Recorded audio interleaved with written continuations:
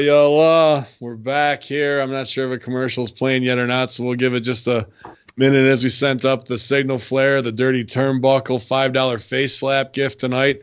Ready to slap you with truth here at twitch.tv/conspiracy horsemen infidels. Really looking forward to this show. Hopefully we don't have any tech difficulties down the road as we have a very special guest tonight. But, this year, Father's Day hell on a weekend, me and Conspiracy Horsemen ready to hand out a beating, robbing little kids for bags till that old man got behind our ass. So we speeded up the pace, took a look back, and he was right before our face. We be in for a squabble, no doubt. So GGP swung and hit the blizzard in his mouth. He was going down, we figured, but this wasn't no ordinary blizzard. He stood about 6 or 7 feet. Man, that's the infidel Sal be seen in his sleep, and you'll be seeing us in your sleep, infidels, because shout out to Bushwick Bill and the Ghetto Boys, because the Conspiracy Horsemen boys ready to ride out here, man, and Scarface all of you infidels as we talk with Saving America, child trafficking, and shutting the whole thing down tonight here on the Conspiracy Horsemen. Y'all. Got him, Stevie. I know that was a tough one for you to follow, but that was a deep cut right there. And did he kick out at 2? Was it a false finish? He did. Yeah, supposedly I saw that it was bullshit that his death was reported and then came back. Now there was Mandela effect to this. I remember him dying. Years ago. So. Oh shit. Yeah, man. But shout out to the chat. Oh my god, yeah. Yeah, dude. I remember him dying years ago, like maybe 9 years ago. Could be 10. Is this the little guy? Yeah, Bushwick Bill from Ghetto Boys. Midget. Yeah, that's same as the little midget guy to me. Yeah. I don't. Those names mean nothing to me. Relax, brother. He's short sleeves. Yeah, how's a suplex repertoire? Yeah, he's got it. Dropping them all bloody from bees on concrete. Yeah. Dropping them motherfucking T's on them. That's it, man. But y'all, to the chat room out there, Monroeville Mauler, Voice of Misery podcast out there doing their thing. See ya, X Butcher, Dude Bud, Purdue 9600, Jay Hall, and our own Matt Schaffer, 12 gauge is in there himself. So appreciate you guys joining us. I'm sure it'll stack up in there as we get closer here about 6:30. We're gonna try and get Josh Travers on. And talk about their organization and, see what if we can connect more dots and shed some more light. We talk a lot of shit on who does what on the dark side. It's about time we, ally with some people who are in the trenches who can really get the job done here and shine some light on their organization so it can be as commonplace as the bad side of the coin has become so it doesn't get normalized. But yeah, guys, before we do that, got about 10, 12 minutes till kickoff. What's going down? Shout out to all my partners. Stevie, what's up? Nothing. I've just a question about this because I did watch quite a few videos. It's amazing that with everything that they do, most of the videos, and this is like Vice News and other news organizations that are covering stuff on YouTube, like they cap out at like 8 or 9 minutes of covering this. Like there's so much more to it. You would think there would be like at least 45 minutes to an hour on like what their work is. And my second question is Coke Zero. This segment was sponsored by Coke Zero. That's all we had was Coke Zero, I guess. I ran out of whiskey, so rum and Coke. Go ahead. But where do these guys stand on like some real subjects? Rum, bitch. Oh man. Where do the guys stand on things like Pizzagate and stuff like that, and then with the government involvement of that stuff? Absolutely, Haiti. I'm interested, and obviously we have to talk about the wall and all the everyone from Honduras to Guatemala who's coming, and that being a coyote and or trafficker is huge business right now if you can get it through. So, well, that's my question though. Are they? I didn't see any content or anything that they ever posted saying that they dipped into that or they had their suspicions of the connections to the government or to Podesta, Pizzagate, or even this stuff with the border. Absolutely, all interesting. I'll let you serve all of those up, man, because I think we're here to listen. There's one of these shows we may be here to listen, just ask a question and facilitate.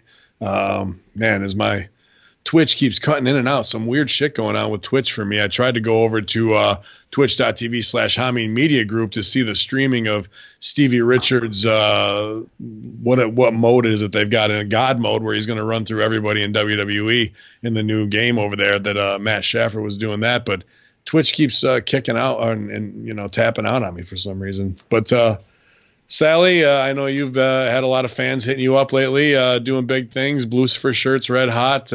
Breaking Sale, red hot. Horror Junkyard, all great feedback on those. People get pissed and just waiting for more content from you. What's going on? You look good. You look good in the polo tonight. I got to say, corporate Sal. Yeah, I like it. I like the golf course Sal. Yeah, I was doing a little back nine. Nice. I don't know what that means. I really don't know what that means. You went double bogey and he birdied twice. That's it. Yeah. So I was looking forward to this particular guest. We've been talking about him for a couple weeks, and I remember back when they found the plant out in the desert. Remember the cement plant? This drink is awful, by the way. Sorry, go ahead. That's fine. With the cement plant with the ties into the Clintons, yada yada yada, and then the cat that was sitting up on the tower waiting for them dudes to come out. Yeah, what was that whole gimmick called? Like, what was that? Like? It was like, wait, it's another name. There's something else named that too, and I can't remember the damn name. DuPont. Somebody in the chat room hit us up with that. It was I thought it was DuPont, but it's not the DuPont Corporation. Right, it's not. It's the Cement Corporation. Fox Runner and shit. It ties into a few of the Clintons' fucking work. So anyway, but then after all that was said and done, then there was a dude out there who was out on his own, and he sat out with a sniper rifle on a nearby tower. And he watched and he waited and he watched the compound for anybody to come in or out of that place. Yeah. And then the cops he was live streaming. Yeah, and then the cops ran him off, and then he was like, "Well, I'm allowed to be here." And then eventually, he just went away. But yeah, I was hoping, man. I was like, this is the guy. And although I'm not saying Josh is condoning that. I'm just saying that's the real fucking heroes. Those are the Americans that everybody talk about. That's the people who are not just changing their profile pictures and fucking thoughts and prayers to the kids. Prayers. Yeah, fuck you, man. These guys are out there and they're doing it. If you want to get on their website, savedinamerica.org right now, before they bring them on, if you want to do a little preview, please feel free. Yeah, but I think that was the DuPont. I'm not sure. Stevie, did you look that up? DuPont. Yeah, that's because I always think of DuPont Corporation, and it's definitely our thing. Because the Clintons aren't connected to too many dirty things, so we shouldn't stretch. We don't need to reach. Allegedly, yeah. GGP allegedly. We're gonna play nice tonight and maybe not commit the fans so hard, but allegedly that could be a lie. I mean, none of this is true. So. I'll tell you right now, it is a lie. Fuck the fans. Fuck them all. Yeah. They're all a bunch of crybaby whiny cunts. So there you go. Thanks for listening. Yeah, Jericho stepping up his game. He's getting his cunt game on. We're all going to be. See, dude, the pendulum swings one way, and here it comes the other way. Soon Rip is going to be on every morning telling everybody how much of a fucking cunt they are and stop crying, you motherfucker. And, but here it comes when Jericho is going, not even TVMA, just like, let's just do it, bro. Let's just go the other way full bore. Gloves are off, man. Open season, because now it'll be cool. Everybody can do it. Hey, man, whatever. It's better that than fucking pandering to these fucking people. Because what's he gonna do? Lose his show? Yeah, Cunt Club. Join me. There you go. Cunt Club. There you go. I mean, anyhow, fuck the fans. They think they know everything. They know nothing. They know absolutely, positively nothing. I saw a clip. Naylor, right? What's his name? Right, he puts the clip from Dusty beating up Hogan and Hanson, right, and dropping elbows. It was really cool. And then all these guys, oh, look at Hogan. It's the most selling he's done in his career. Oh, Hogan was great before he met Vince. Yeah, tell that to his pockets. Jeez. Tell that to his bank account. Yeah. Who'd you guys ever beat that you know how to sell? Go a bunch of fucking smarks. Shut the fuck up. It's just irritating. That's why we love him. We love that he kicks his show off like that. He's gonna kick that flavor man. in the ear. Well, listen. Well, let's ask who sold You want to worse. get the Was lighter it side? who sold it? Or who sold worse, the dressing room door in Saudi Arabia or Hogan? Wow. Yeah. So Dressing room door is undefeated. Yeah, he went over strong before the match even started. But I doubt it affected his payday. I did hear that whatever shouting match went on backstage, which I hope we get to, somebody had the phone up for that one. I'd love to imagine that viral video coming out, those two backstage and Gorilla blaming each other. And then Undertaker rushes out of the building to hop on Brock Lesnar's private jet, and we're out at this bitch. And then he's in Niagara Falls yesterday doing Comic-Con, doing that $25,000 an hour signing. And they're like, this guy, I saw this one Mark girl post. She's like, oh my God, got to meet my hero finally. I know it wasn't, we didn't get to even talk, but it was a moment I'll never forget. $199, 7 seconds. You're not allowed to talk. And that's it. You walk in, stand there, take the picture, walk out. 7 seconds. Boom, boom, boom. Well, to be fair, I know men. To be fair, I know men who pay a lot more money in for that amount of time, and they don't even get a picture. So wait. Dirty Turnbuckle just came in. Breaking news. Looks like Jericho deleted the tweet. Oh, somebody go to my ProWrestlingTeesStore.com/Bin Hameen. Copy and paste the tweet, repeat, dive, delete a shirt and link, and please just tag him on it. Just keep going with it. Oh, what a fucking twat. I heard a rumor that Undertaker and Goldberg were shouting at each other backstage because of the tweet that I had to post up that Stevie says I wouldn't tweet them. they got a fist fight over it. They argued backstage, but after the tweet, they flew to where they were at, and met up, and started arguing again. So that's just what happens. That tweet was red hot. I'll tell you what, man. No, for Did people I make to you think, proud? What's that? Did I make you proud? You made me proud. That's great. I text somebody after that and said I had nothing to do with that. Yeah, so delete. Sorry, go ahead. But I was going to say that the whole thing with the convention, and there, you might say, oh my God, that's cold to be able to, he doesn't care about the fans in 7 seconds. First of all, the guy's probably got 1,000 people in line, so they're trying to rush through before they clock in another 25 grand for hour 2. And let's face it, we all work conventions where the kid's hiding behind a pillar and he's peeking out, ready to do his shoot interview for a half hour at your fucking table. We've all had it happen, right? Yeah. You're trying to make money, and this dude is standing there. Hey, remember when your music hit and you went to the ring? Yeah, I was fucking there. Remember that? That was cool. Like there's awesome. At least 10 of those Chris Farleys interviewing Paul McCartney's, like lurking around the convention area.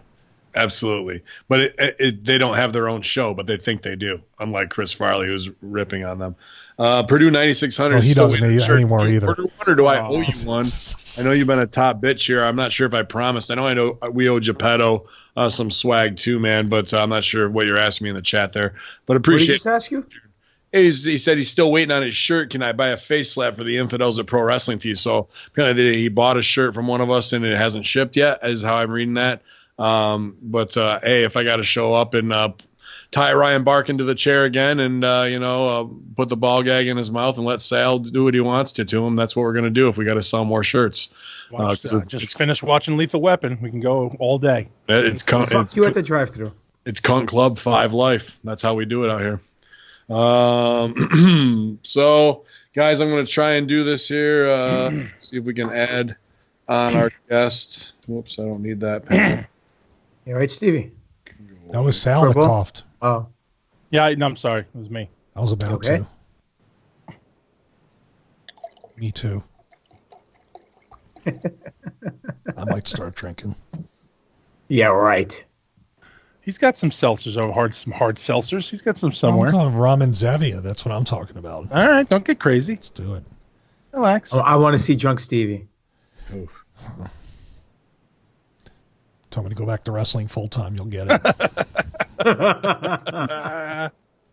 When we do our tour in Japan together, I'll buy you the fucking rounds of Sapporo. Bro, get Stevie 1 bottle of sake and just walk away. In about 10 minutes, come back.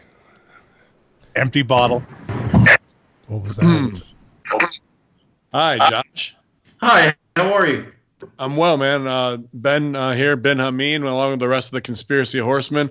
My guy, Big Sal, Stevie Richards, and the Greek God Papadon, man. Thank you so much for giving us some time tonight, guys. Hey, I'm glad to be here. Thank you so much. Yeah, man. How did all of your tests go? I know you were doing some law enforcement stuff to take your career to the next level. Everything work out for you? It did, actually. That's why I woke up a little late today. I was up late last night working on a case. So.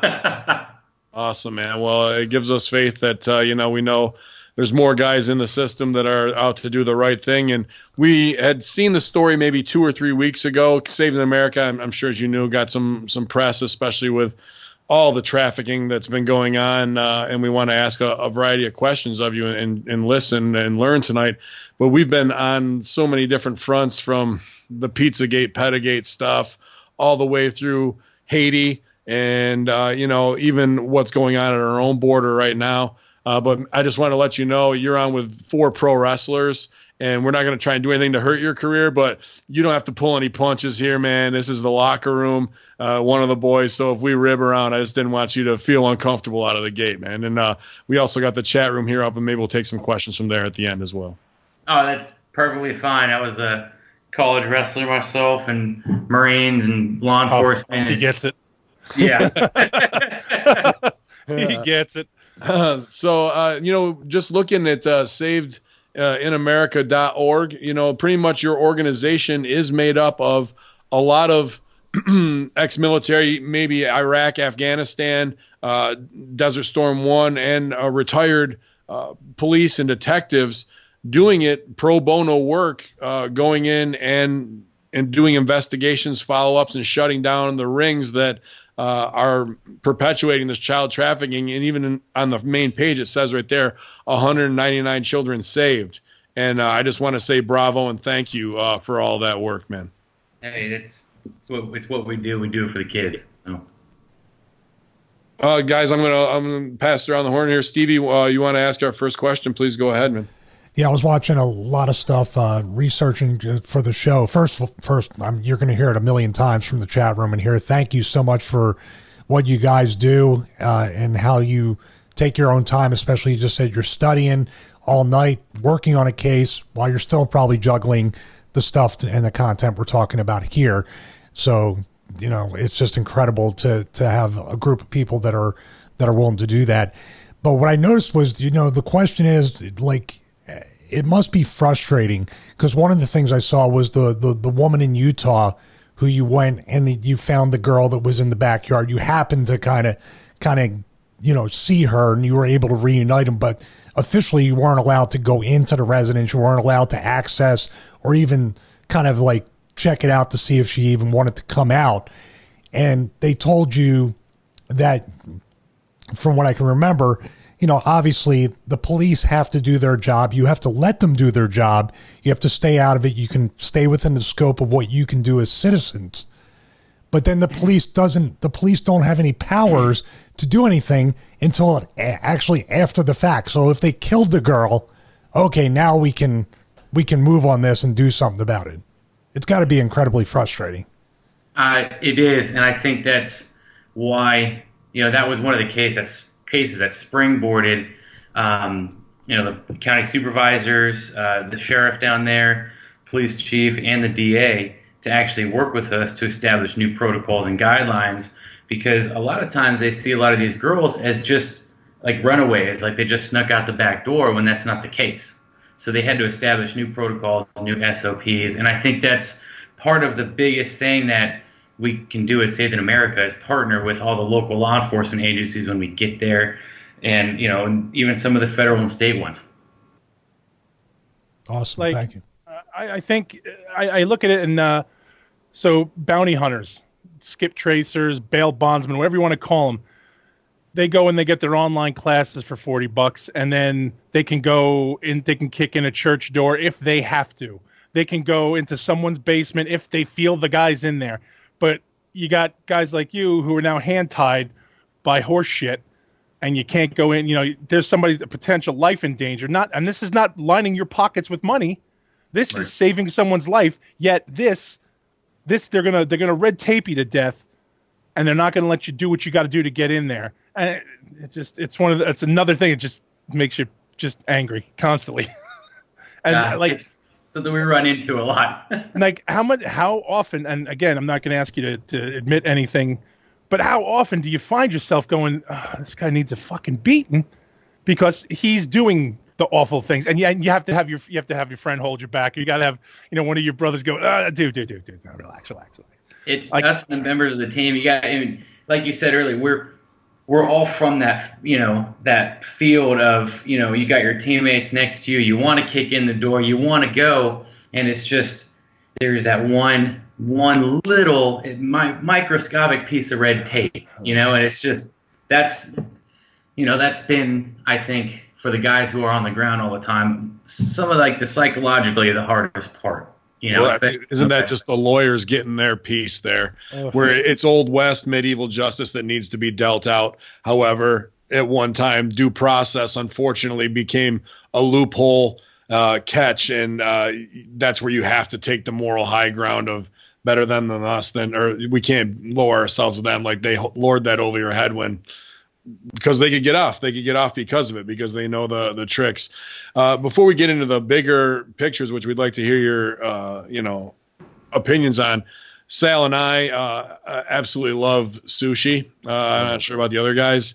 And I don't know, every time I go out to Sushi now, I clock the waitresses to see how long it is before they turn them over to new waitresses. Or if the wife goes for pedicure, I'm like, I live in a small city. There really isn't a 28 to 30 Vietnamese / whatever Asian country ladies that should be coming through here out of nowhere on a regular cycle or basis. And I think that's probably true of every small city. So, before we talk Clinton level conspiracy stuff, that's something I've been aware of, Sal. I just don't, can you eat sushi in good faith anymore without going, what's going on here? Well, and again, not to sound horribly, disgustingly racist, if my wife goes, and this is a true story, and I live in a suburb of Pennsylvania, not a hub.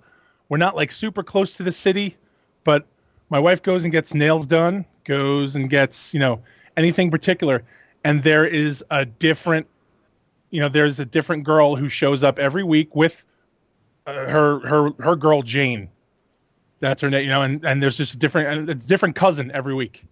Oh, hey, Jane. Yeah, it's a different cousin every week. And so it's and you always think, automatically brain goes to something horrible, and it's like, oh, there's obviously trafficking, and then you imagine kicking in the door and it's actually your cousin, and she literally just is trying to keep the family business running. So our question to you on that, Josh, is shrimp tempura roll or crazy roll? Which one?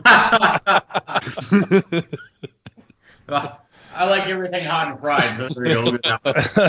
Should we make an exception for human trafficking to keep the flow of sushi to the suburbs open? I mean, this is the biggest question we have facing us today. It depends on who you ask. Don't ask, what was the Patriots owner or something like that? Don't ask him. Yeah, man.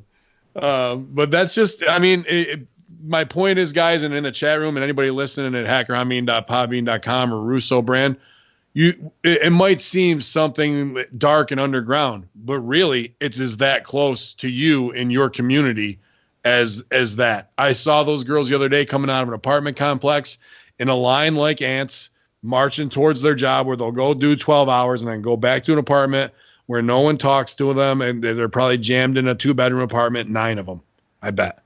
So what kind of existence is that we're providing, because we have convenience of service now? That's where we need to check ourselves a little bit. GGP, pass the mic to you, man. Hot tag. Thanks, brother. First things first, thank you for your service to this country, being part of the armed forces, and thank you for what you're doing, you and everybody else who's volunteering their time and effort. You guys truly are heroes and saints, because when it comes to the children, it's the most, in my opinion, as a parent, it's the most important thing that we need to take care of in this country is our, the kids and the future generation of this country. So thank you for that. Quick question that I have. I mean, we were talking about red tape a second ago, and I know it comes with the nature of the beast of the job, quote unquote. How do you guys deal with that afterwards? I mean, I know it has to be very draining mentally, physically, but then you got to get up and do it all over again. So what are some of the things that you guys have to endure, or what are some of the things that you guys do in order to keep moving forward as opposed to getting sucked down a PTSD or some kind of spiral of depression because you couldn't save a child or because you couldn't wring someone's neck who was hurting a child? Luckily, for us, we haven't. We're at 201. I know that you guys said no 199, but now it's 201 children. We haven't come across one we haven't been able to recover yet. We're 201 for 201. Awesome. So luckily we haven't been able to beat ourselves on that yet.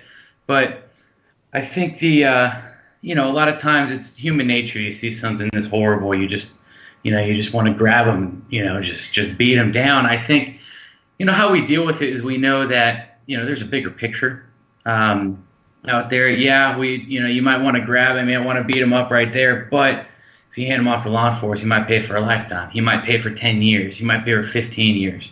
And, if you do something that, destroys that relationship with law enforcement, then you have to sit here and think, well, if he's out on the streets, it might not just be this one girl. It might be 10 girls. It might be 20. So I think knowing that meekness is having all this power, but restraining it for the greater good. And I think that's what we keep reminding each other. We in front of every single meeting, you're consummate professionals when you do this.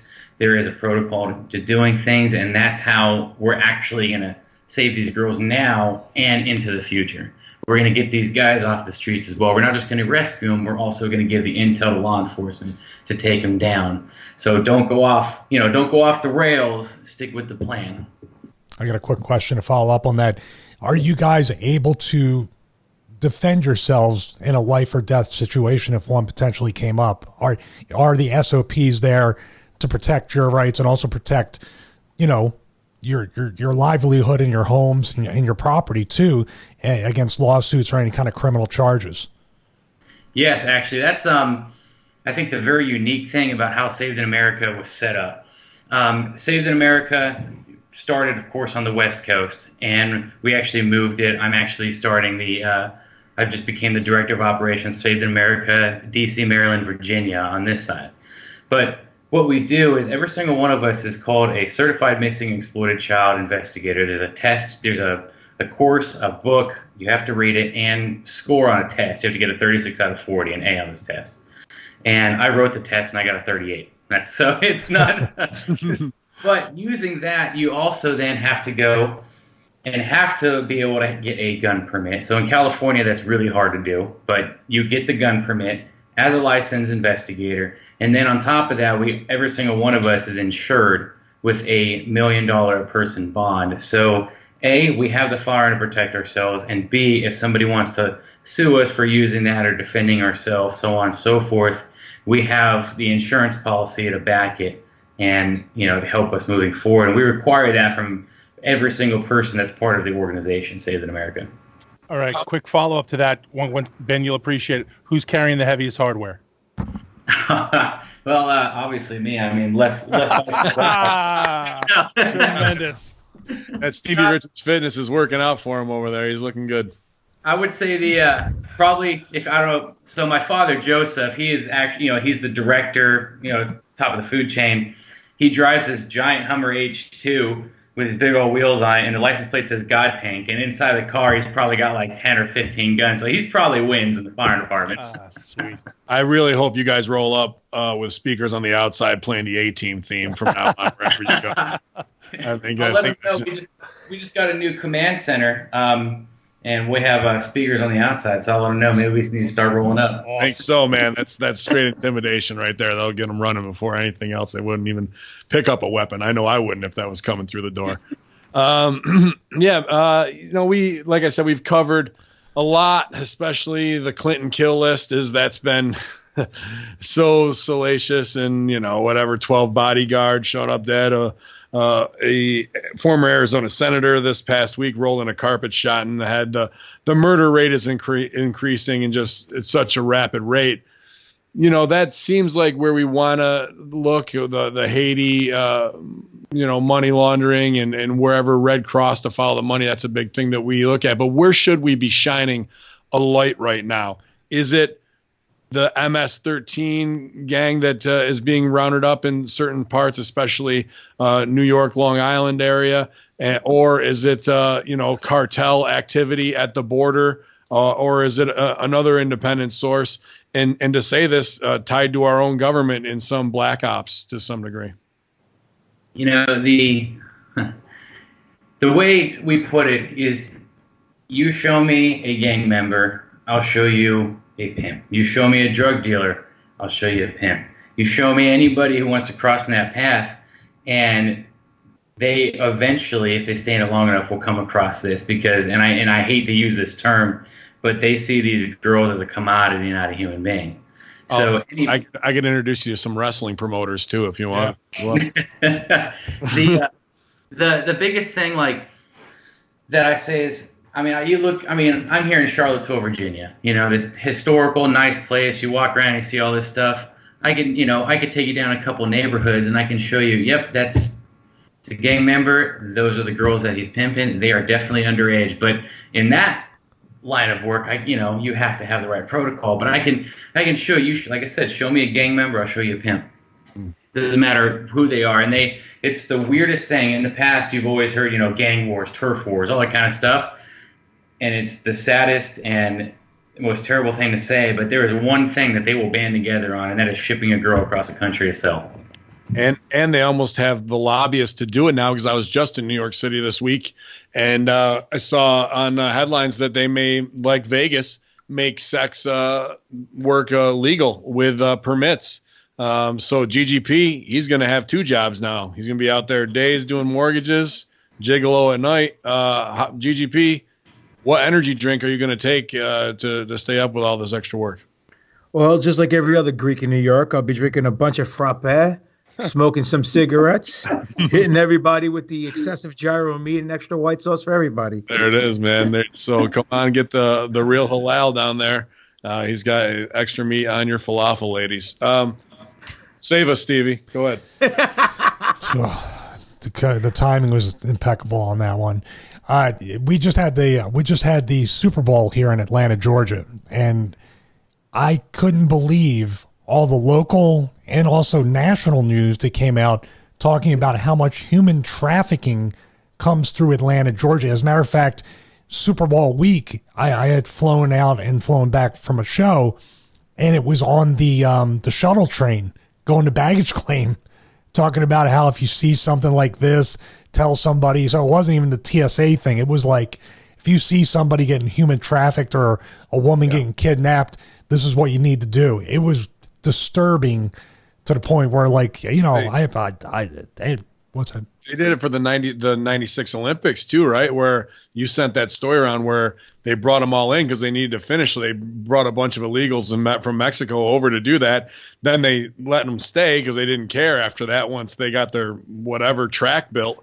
And then they passed legislation later for them to be expedited once again. You know what I mean? So I think that's more tied to government. Like there's some, money trail that's going to line whoever's pockets that was getting that done in the state of Georgia. Yeah. I just found it terrifying that that's more of a cheap labor type thing, even though this is considered to be that. But I just found from all these things, Atlanta to be one of the worst pretty much in the world. Is that what you guys have found? Have you done any work in this area to try to get kids recovered here?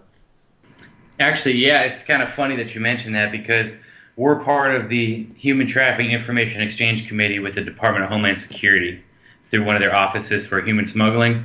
And, we deal with, labor trafficking, sex trafficking, child sex slavery, and all this thing international and here. And it's funny, Atlanta was one of the top 10 cities that was brought up in the interview, along with a couple others that you wouldn't even expect. But Atlanta was on that list, and it kind of did surprise me. If you piggyback off that, every single year, the Super Bowl happens, whatever city the Super Bowl happens, the week before and the week after, it is the largest hub for human trafficking and child sex trafficking in the United States. Wow. That's no coincidence either. Can't be. And you know, like, we vote with our dollars and cents, and you know, if there's a reason to boycott and you want to, boy, doesn't that send a message to it? I mean, it's the Super Bowl, but we live and die by our own actions, you guys. So if this is something you feel passionately about versus a game where dudes are CTEing up, there's an easy way to take a moral stand against something and put a message out there. So I guess I'm going to cancel my football podcast now. I just feel awful about it. Way to go, Stacey. We'll build them all the way up. It'll be just like Raw. We'll build them all the way up to the season, and then you won't do the Super Bowl finish right. It'll just be done. I got a quick question, if you don't mind me interjecting. You saved 201 children, which is awesome. God bless you and everybody involved. Have you ever met anybody from these people who have been abducted, victimized, who had Stockholm syndrome and didn't want to leave? Pretty much, and I'm going to use this loosely. I don't have the percentage on it, but I would say it is close to 3/4 of the that were under the age of 16 at one point wanted to go back. Oh, wow. The way they target these girls and the way they work them, if they've gone through the gang, which most of them have, they've gone through the gang culture and initiation to get there. And the lighter the skin, the higher the price. But the way they do it is, it's called the Romeo method. They'll take another young-looking gang member, be the boyfriend, let's come to these cool parties, let's to try these drugs, everything. Before you know it, hey, if you love me, you'll sleep with him. If you love me, you'll sleep with him. That kind of thing. And it rolls from there. So some of these girls legitimately think, even after we rescue them, they're reunited with their parents, they cry, they have everything, that he still loves me. Ah, shit. Damn. So let me ask you a question. So from the stuff that we cover here and there, have you noticed an uptake on any like young boys being trafficked? Yeah, we've had a couple, and I'm not going to pull any punches on this one too. It's just not that big of a market in the United States as far as inside of our borders. Now, I do know, talking to a couple of different organizations like Liberty Asia, that kind of stuff, over there, that South Pacific, that is a lot bigger of a thing internationally. But here in the U.S., we just haven't seen it as prevalent. And I don't know if it's the just where the more machismo side of America or something like that. Well, But, yeah, that's the Kevin Spacey Thailand vacation package. If you're looking to book that one. Well, that's what I'm saying. Like, I'm asking, like, so the shit that we've covered, every time we've heard about it, it's always been, these guys have a ring of young boys. These guys are marketing young boys. These young boys were kidnapped in the summer of '87, and now they're here, and they've become this and done this. But like a guy who's on the streets, like, boots on the ground sort of shit, he's saying he's not seeing that. Is it the gang culture and those type are just dealing strictly in the females, and the higher ups are doing the male shit? You know what I mean? Like, because every article we've read, every story we've covered has been male prostitution, child, usually boy, on male porn or pictures of nudity and pornography. But now, from what he's saying, it's mostly girls being kidnapped and trafficked all over the place. So is it two different arenas? Like, the higher echelon is going for the super quiet, super, kayfabe backstory of the young boys. Well, don't forget about religion either, Sal. That's usually the culture there. I mean, that's a huge part too. I don't know if they're trafficking as much in religion, though. It's just probably just more grooming. The corruption in-house and grooming. And then maybe once they get them in, to whatever level. Well, again, they're having orgies and coke orgies and shit in the Vatican anyway, so who knows at this point. We're going to quote Ben on that, Josh. That's not you that just said that, okay? I can see that tomorrow on TMZ. Saved in America founder says. Says they're having coke orgies in the Vatican. Yeah. It starts at 7. Wait, and what's your dad? What's on the back of your dad's license plate? GODTANK. Yeah, okay. GODTANK. Well, I hope he ships it over there and drives right through their golden gates, because there's probably nobody who needs it more, little GODTANK in their life than those guys. Have you had any experiences where, unfortunately, some religious figures were incorporated or busted with some of these people that you saved? Yeah. I mean, if you can't talk about it, that's fine. We understand. Is for our purposes, being on the streets for what we do. Unfortunately, I want to say either way. It's fortunate, unfortunately, however you want to take it. No, we haven't, and then just to lay it simply. But something like that, when you're that, you have that much to lose. And I hate to say it this way.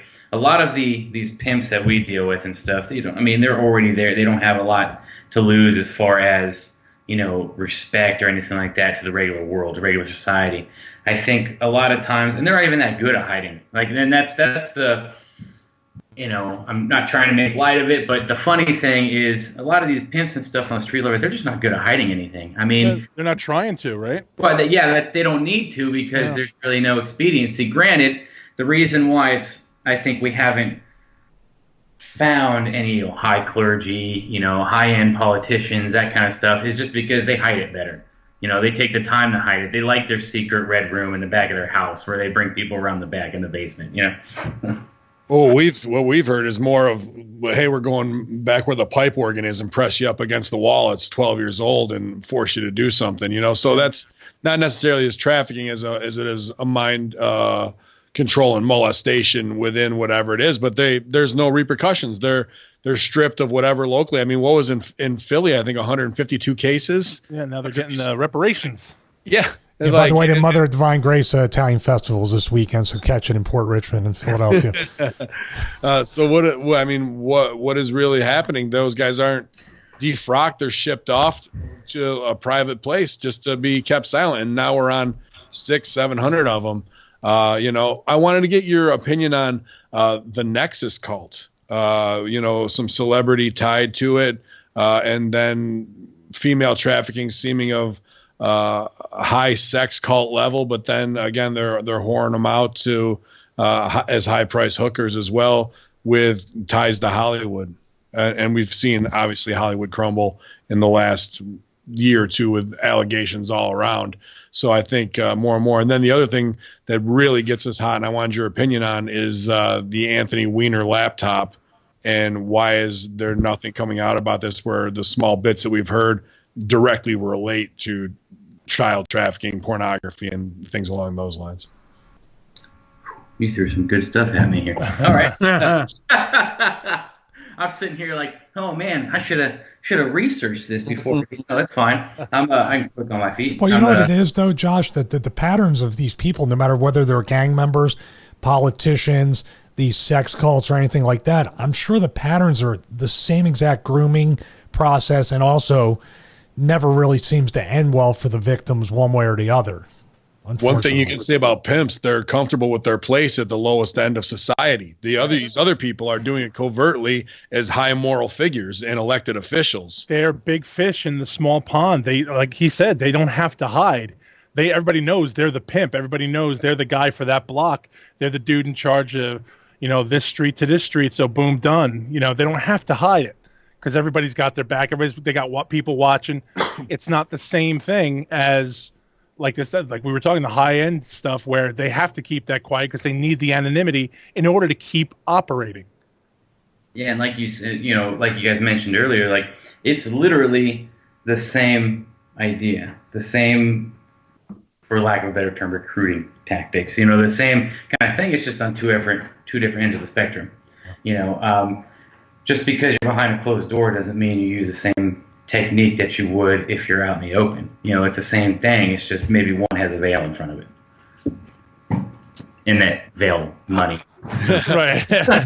How do we as citizens or pundits, conspiracy theorists, podcasters, push forward on something like that, Anthony Weiner, to say, where's our Serpico? Where's the detective who's had enough of that sitting? They saw what was on it, something, and they got a silence order, a gag order. To me, that seems like a big piece in the Jenga of bringing them down. You know,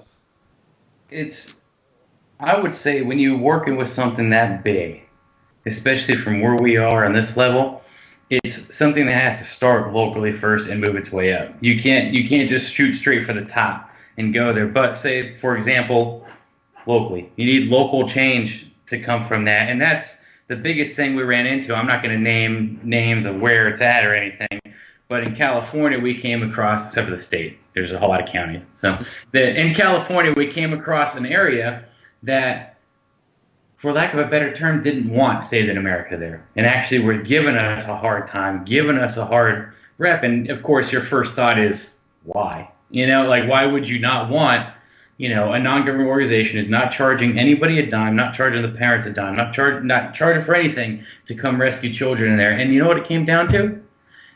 We made people look bad.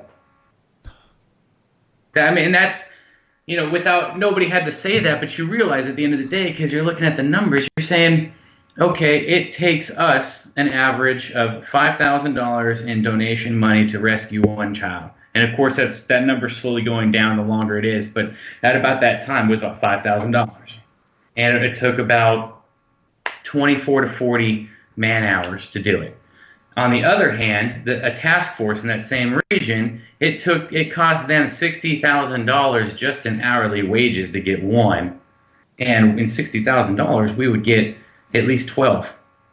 And so when people would put the money together and be like, this isn't adding up. Like, you have a team of 22 trained people that are law enforcement, and they can barely get one. And then you have these investigators and guys doing this for free that are just getting them one a week.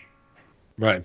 Well, that's because they're probably trying to cover up for some of their pals who are incorporated into this nonsense, especially in your neck of the woods. I mean, no offense, but correct me if I'm wrong. Isn't the Washington, D.C. area, Maryland area, where the most missing children are going today statistically? Yeah, actually, and it's moving south. It's actually down towards Manassas now. It used to be stuck in like the Alexandria, Washington, D.C., that area. It's slowly moving down to Manassas. You're hearing reports, Tyson's Corner, Manassas, and of kids just constantly going. And, and my biggest fear, being a police officer here, is that I'm going to wake up one morning and it's going to start right here in my own backyard in Charlottesville. Is there the big, vampire scare along with this? There was a story from 2017 that was clickbait, but to some degree, a Kemp interview with a guy they just deemed Khan. And he said that in his time in child trafficking, I'm sure you saw this across yours, that they killed or murdered 400 to 500 kids because they would just try to escape. They would just whack them out and bury the bodies. It was that easy. And we've seen, hints of whatever high-level cultism that goes on with secret societies as well, man. Whether it's we say the adrenochrome stuff. Is there anything along those lines that you run into that it really get into the bent levels of society? Actually, you mentioned them killing these children because they're trying to get away. They don't want them to get out. That actually started Saved in America, a case like that. Brittany Drexel. I don't know if she's on our website. If you look at her, she's the very first case. It was in the same paper. I used to read the paper alongside my dad. God, what was I back then? Like 18 or something. And opened the paper. This front page, this right back of the front page was an article about these Navy SEALs that were going overseas to other countries. Well, the very next page talked about this girl, Brittany Drexel, who they finally found. And we actually researched more and found out Brittany Drexel was taken across the country from one coast to the other, taken down to Florida, and after, when she tried to escape and tried to move on, they killed her and fed her to alligators. Oh, Jesus Christ. And that we sat there and we said, there's no way. That doesn't Sorry, work. can I ask you who they is? I was actually multiple men from different gang affiliations in the southern part of the United States and a couple from Los Angeles area. Okay, thank you. And to kind of put it something a little more recent, I brought this. It was from People Magazine, the online edition, but it's just as recent as a couple weeks ago. A 14-year-old girl from Detroit was found in San Jose, California, with 3 known gang members in the late 30s, mid 40s, and one in his early 50s at a hotel in San Jose getting pimped out. And you're thinking, that's a long way for a 14-year-old girl to travel with 3 grown-ass men. And nobody saw it. Nobody paid. You're telling me not one point did anybody see her in a restaurant. Not one point did she ever have to use a bathroom, and nobody said nothing. I think that's my biggest plea, and from us to the public is, if you see something even the slightest bit weird, just say something. And how do they do that? What's the best way, tip line, to do something along those lines to get action started? Local law enforcement, but with you guys, what's another way to drop that pebble in the pond? So, I say, I personally would lean toward, even on local law enforcement. Yes, you can call them, but usually the state police. The state police has a little better of an alert system set in place. You can call. This girl actually, believe it or not, finally got a hold of a cell phone and texted a crisis hotline, one that deals with suicide prevention. And so if you don't want to go through traditional law enforcement channel, those hotlines are there and they'll report it for you. You can even, I do not recommend you obviously go say something to the gang members or suspects that are with them, but go to find the nearest cop on the side of the road, find the nearest bus driver, find the nearest state employee. They all know how to report this stuff. Maybe you haven't seen the movie Gran Torino, but that's all it takes is to be a pissed off old man like Clint Eastwood, and you can solve all gang issues in your neighborhood. Well, I don't know how long, a couple months ago, it was that teacher who left with the girl, and they were in a relationship, and she was 60. They found her in 9 days off of 6 cams from Walmart on security cams. They saw he dyed his hair, she dyed hers. And they found her in 9 days. And then you turn around and you drop this where this girl has made it across. They didn't even get, I think they were 2 states down. This girl made it across the southern United States. Right. And nobody saw shit. Well, think about the world we live in right now, where when someone's literally, when a dog is drowning, someone takes out their phone to film the dog drowning first before they're actually going to put the phone down and try to save the drowning dog. These people, when they see that, I guess it's just a natural reaction to ignore anything that seems out of the ordinary because I got shit to do. I got my day to do. Or this could be a potentially scary situation where I would have to have the balls to basically save another human life. Am I off base with that, Josh? No, not at all. And I mean, my thing is, for those people who'd rather pull out their phone, well, pull out your damn phone and record that. Hell, you record the most stupid shit. I mean, I do all the time. I mean, I go on shift every day and I take a selfie with my partner. Is the show included in that? Yeah. No, but pull your damn phone. I get it. If you don't want to walk up there and say something or call the police directly, at least get some information, and pass that along. And info's those things we can get, for example, I don't want to definitely go into some of our tricks of the trade, but I'll go into one of them. Snapchat is a beautiful investigative tool. It's also a terrible tool, but we'll talk about that a different day. But for investigative-wise, we actually recovered, and everybody thinks that your Snapchats go away. They don't. They're still there. We recovered a girl who had used somebody else's phone, logged into her Snapchat, to take a picture of somebody else. There was 6 letters of a restaurant in the background. We went through, geotagged where it was at. Oh, San Francisco. Boom, pull up the restaurant. Go get the receipt, find out the last name on the credit card, and use that, found out the dude was 20, to actually get a warrant to go to find the girl to bring her back. Awesome. Tremendous. And you know what? And that's the funny part, because I know this is no slight on you guys.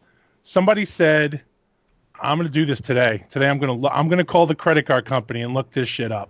Mm-hmm. And the only reason I find that so funny, I have a like story from a much less of a crime. It was at a college. and I was working security at college, and the cop, he was a legit cop who worked at the college. It was a stolen PlayStation, and he took the time because he broke his foot on the job, so he had some desk time, and he tracked down. He called Sony and got a ping, found out where it was pinged from, and it was in Kensington in Philly. That's where the kid took it and sold it to his neighbor. Knocked on the door, and he said, "Hey, where'd you get that from?" He goes, "Oh, the guy next door sold it to me." Dimed him out, and that was the kid in the other room who stole the thing. And it just took time. It took the law enforcement time to do it, and the guy had all the time in the world while his foot healed because he wasn't out on the street. So here's what I'm saying. Can we get a class started during study hall for 9th grade girls to do cold case files via Snapchat, because they can probably get this done in a matter of 4 minutes, I think, by the way they're using the technology to do that. I think we might as well put our assets to work, That's awesome geo-tracking, man. I love that, especially identity theft stuff or anything along those lines where you think there isn't a digital footprint. As long as someone who's, able to hack the system and can lead to clues, you're going to cut down your time. And I hope that you can apply that technology more and more. If there is a positive use to everything that's going on with facial recognition and whatnot, this is an excuse we can get behind with it. I don't know about 5G and the issues that may cause with our health and wellness going forward. But I just want to say, we've said it plenty here. Thank you so much for giving us your time. And we want to know how we can support your organization, how our listeners can support it, and what's the best way for us going forward to carry on your message and be able to keep this momentum going to get above 201 kids to 2,000 or however many we need to. We always – oh, sorry, go ahead. No, please. Oh, we always say, people ask us all the time, what's the best outcome you can have for Save America? My biggest thing is we don't want to exist. That's it takes a second when you just say it, but no, we don't want to exist. We don't want the need to be there. My biggest thing from listeners is, of course, if you want to support us, on the street, tell people, parents especially, pay attention to your kids. It's, the biggest misconception is that it's a problem child that, runs around with the gang, or something, and they're in a low-income neighborhood. No, most of the people are just middle-class, regular kids who just get, usually through social media, get caught up with the wrong person, meet up with them, and then goes from there. So pay attention. That's my biggest thing, is pay attention to what kids are doing. That's probably the biggest tool as a parent, even teachers and that kind of stuff. Pay attention to the kids. As far as the regular person wanting to help us out, of course, Save America doesn't run without donations. SaveAmerica.org tells you everything you need to know about that. There's a tab on there. And lastly is we need support from the communities, from your city councils, your police departments, that kind of stuff. Like I said, if you see something, say something. That's one thing. But, I'm all for, pushing, even our own department stuff. I'm for pushing, the envelope and, getting the time out there. But I think we need to somehow make aware that the local police department, state police departments, the federal law enforcement, you don't have to be scared of non-government organizations like us. We're not there to make you look bad. We're there to help you. Because we know that, yes, everybody out there wants to say, why aren't the police doing their job? Well, a lot of it just comes down, we don't have enough people, and so instead of being scared of the people wanting to volunteer, bring us in with open arms. We Save America, we do our own vetting process. Bring us in. We've done the vetting process. We'll give you everything we have. We just want to help. Yeah, why is there a stigma of overcoming a specialized task force of men and women who've already been trusted and taken oaths of law enforcement and to the military to continue a very specific task that taxpayers aren't paying for, that will make everyone safer? And, at the end of the day, I was frustrated because I'm a marketing guy, of them wanting to kick you out of a neighborhood because they didn't want it to look bad. Well, to me, that's just one single convincing PR person's job to say, hey, we're going to make you guys look incredible, unless they're just using that as a false narrative because they're all in on it, and everyone's profiting from it. But that there's an easy way to spin those things so everyone can look like gold at the end of the day. Let's go around the horn one time. Ask as crazy as you want to get. Stevie, I know you got that Podesta look in your eye. So I'm not planning to fly over to Europe with my brother and do any chicanery. Yeah, man. So let Papadon go first. I know he had a question on his mind. All right. Go ahead, GGP. I don't know how much you can dive into what I'm about to ask you. I mean, if it's because of legality purposes, then don't, show all your cards. But being that we have a podcast called The Conspiracy Horsemen, and the fact that we're free thinkers that always question any narrative that we see, hear, or read about, because we don't believe 99% of the bullshit that's out there because of the wrestling business that we've been accustomed to, and now it's like an organic sixth sense for all of us. With that being said, all the conspiracies, Pizzagate, this laptop that the NYPD allegedly has showing the Wiener laptop, showing video about Hillary Clinton, the Podesta brothers, all this Haiti. The kids being held at the border, and disappearing, the 2,000 or whatever, 3,000 children, 1,800 children, whatever the amount is. The emails from Hillary Clinton.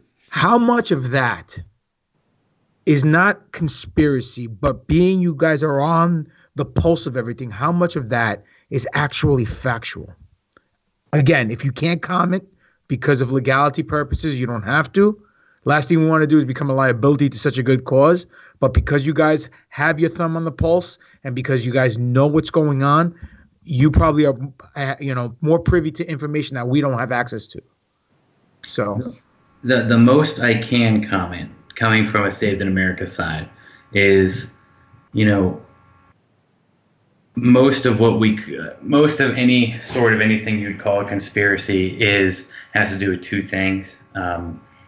Money, because Saved in America is an organization that does get a lot of donations.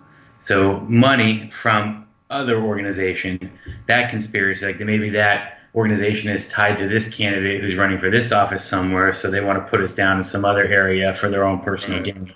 On the backside of things, of course, you have the law enforcement angle.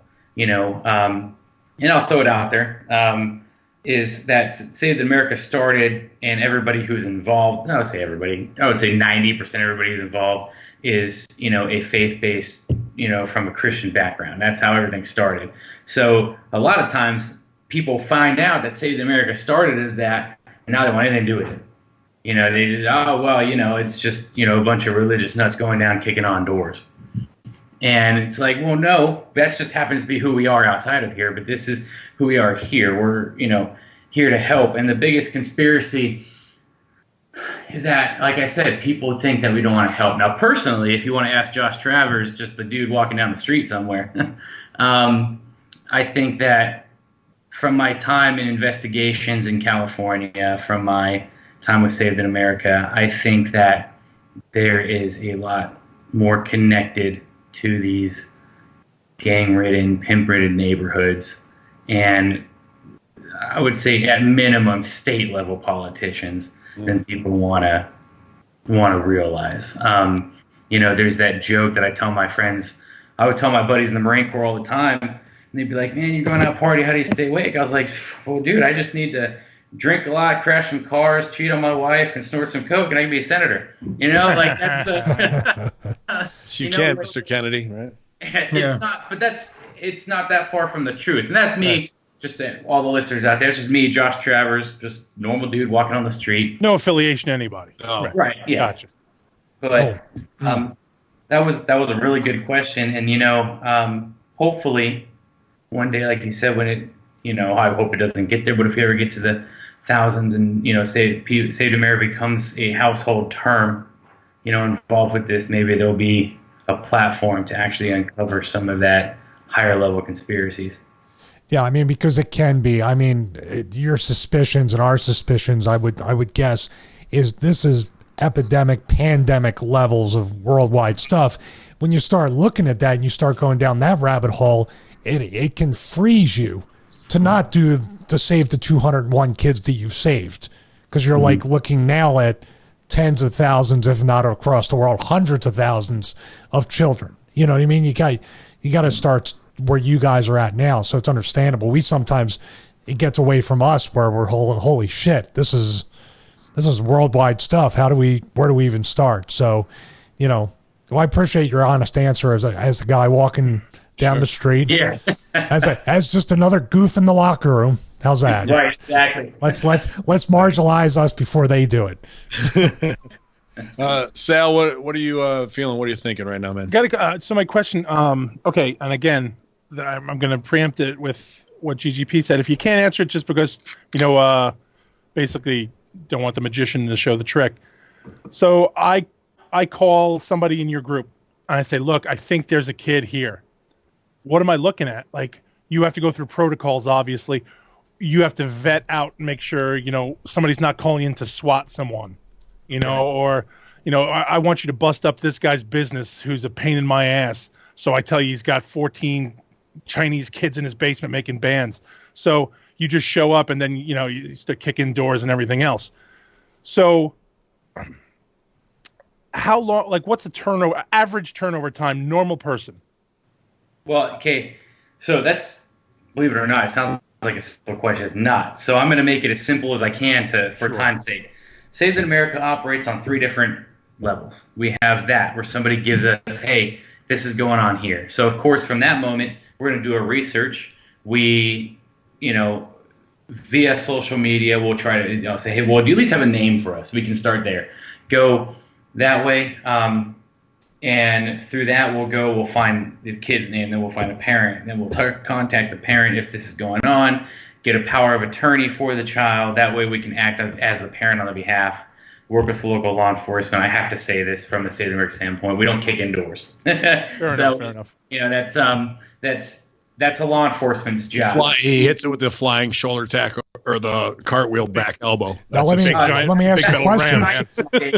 Let me ask a question. If Sal hits me and I take a back bump into the door and the door happens to collapse underneath me like that, are we essentially kicking the door down? It's all how you can articulate it on a piece of paper. Sal's got a hell of a temper, and maybe I pissed him off in front of this door. And then be here. And we would just call that blind luck, right? Yeah. Whoopsie. We figured out. The rule. We've got our own catch-22 now. So the second, that was the first thing. The second thing, Saved America, is a parent contacts us, parent family member. That, believe it or not, that's more often than not how we do this. A parent or a family member will contact us. We get the power of attorney. We use social media. We go get them. The third thing Saved America did, which is relatively new for us, is I like to call it preemptive, so we'll go find a city. Like we did this in Las Vegas. That's why I have the support of the sheriff, Clark County Sheriff, Las Vegas Metro. We just got their full 100% support for the Vegas area. Recently, we just had a giant fundraiser there, raised, I think, close to $100,000, and all that stuff. And then the whole Metro and the Sheriff's Department, how we do things, so they know that we're a resource for them. But we went there, and we went to the National Association for Missing National Center for Missing Exploited Children, NCMEC. And we looked on their thing and said, who are these kids that have gone missing? And then we actually went from there, contacted the parents, and find kids. That's something new that we've been doing lately at Saved in America. So those are the 3 ways that we find kids. I don't know if that actually answered what you asked, but if it didn't, I could find a better one for you.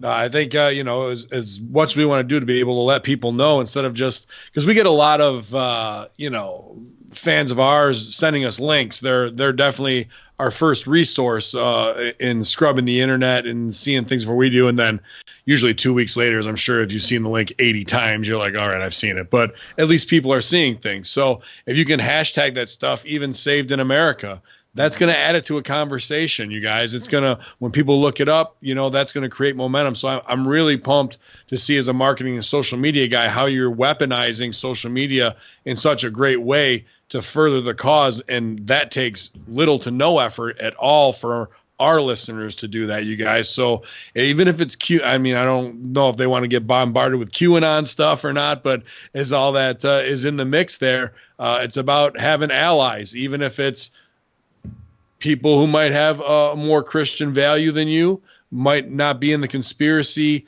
side of things as much as you, or are just trying to wake people up and have somebody who's missing in their family and allowing that. So I think that hashtag Saved in America, you guys, is something that we can all do very simply when we run across these stories to keep their organization and that name in the conversation wherever we go, and let it become, as GGP would love, that Dark Knight bat symbol in the sky. So when you hear Saved in America is coming for you, brother, and the A-Team theme kicks over the hill, it's time to rethink your life a little bit. Did anyone else think that, like, when I this is what I thought when Josh was going to come on, I was going to be like, first question was going to be like, do you guys hang out with the Machine Gun Preacher? Like, the first thing that came to my mind, I was like, I wonder if they know that dude. I wonder if they know Sam. I was like, oh, that'd be awesome. So, but I know you guys, that's not what you do. You guys are, not so much with the guns. And we're not proactive with the guns. We're a little more reactive with them. But yeah.